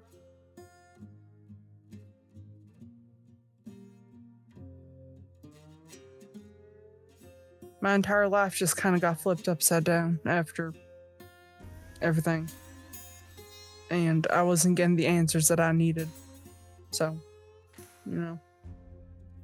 I did what I had to do. And again, I'm really sorry if that's not the answer that you were looking for. But I don't know what to do anymore. If I touch someone, sometimes I can see how they're gonna die.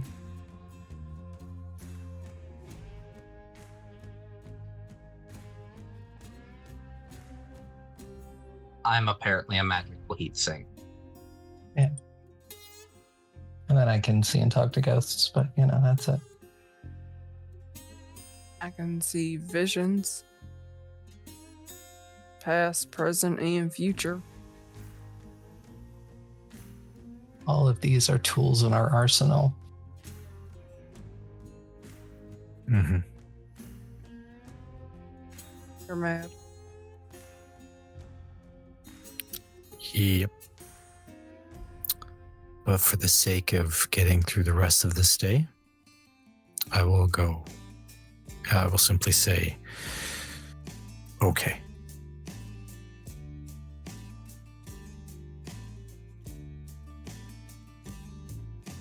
And that's where we'll end this discussion. Well,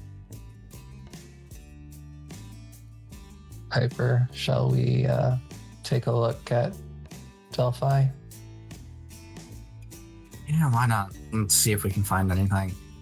Yeah, I'll go do that. I'm gonna.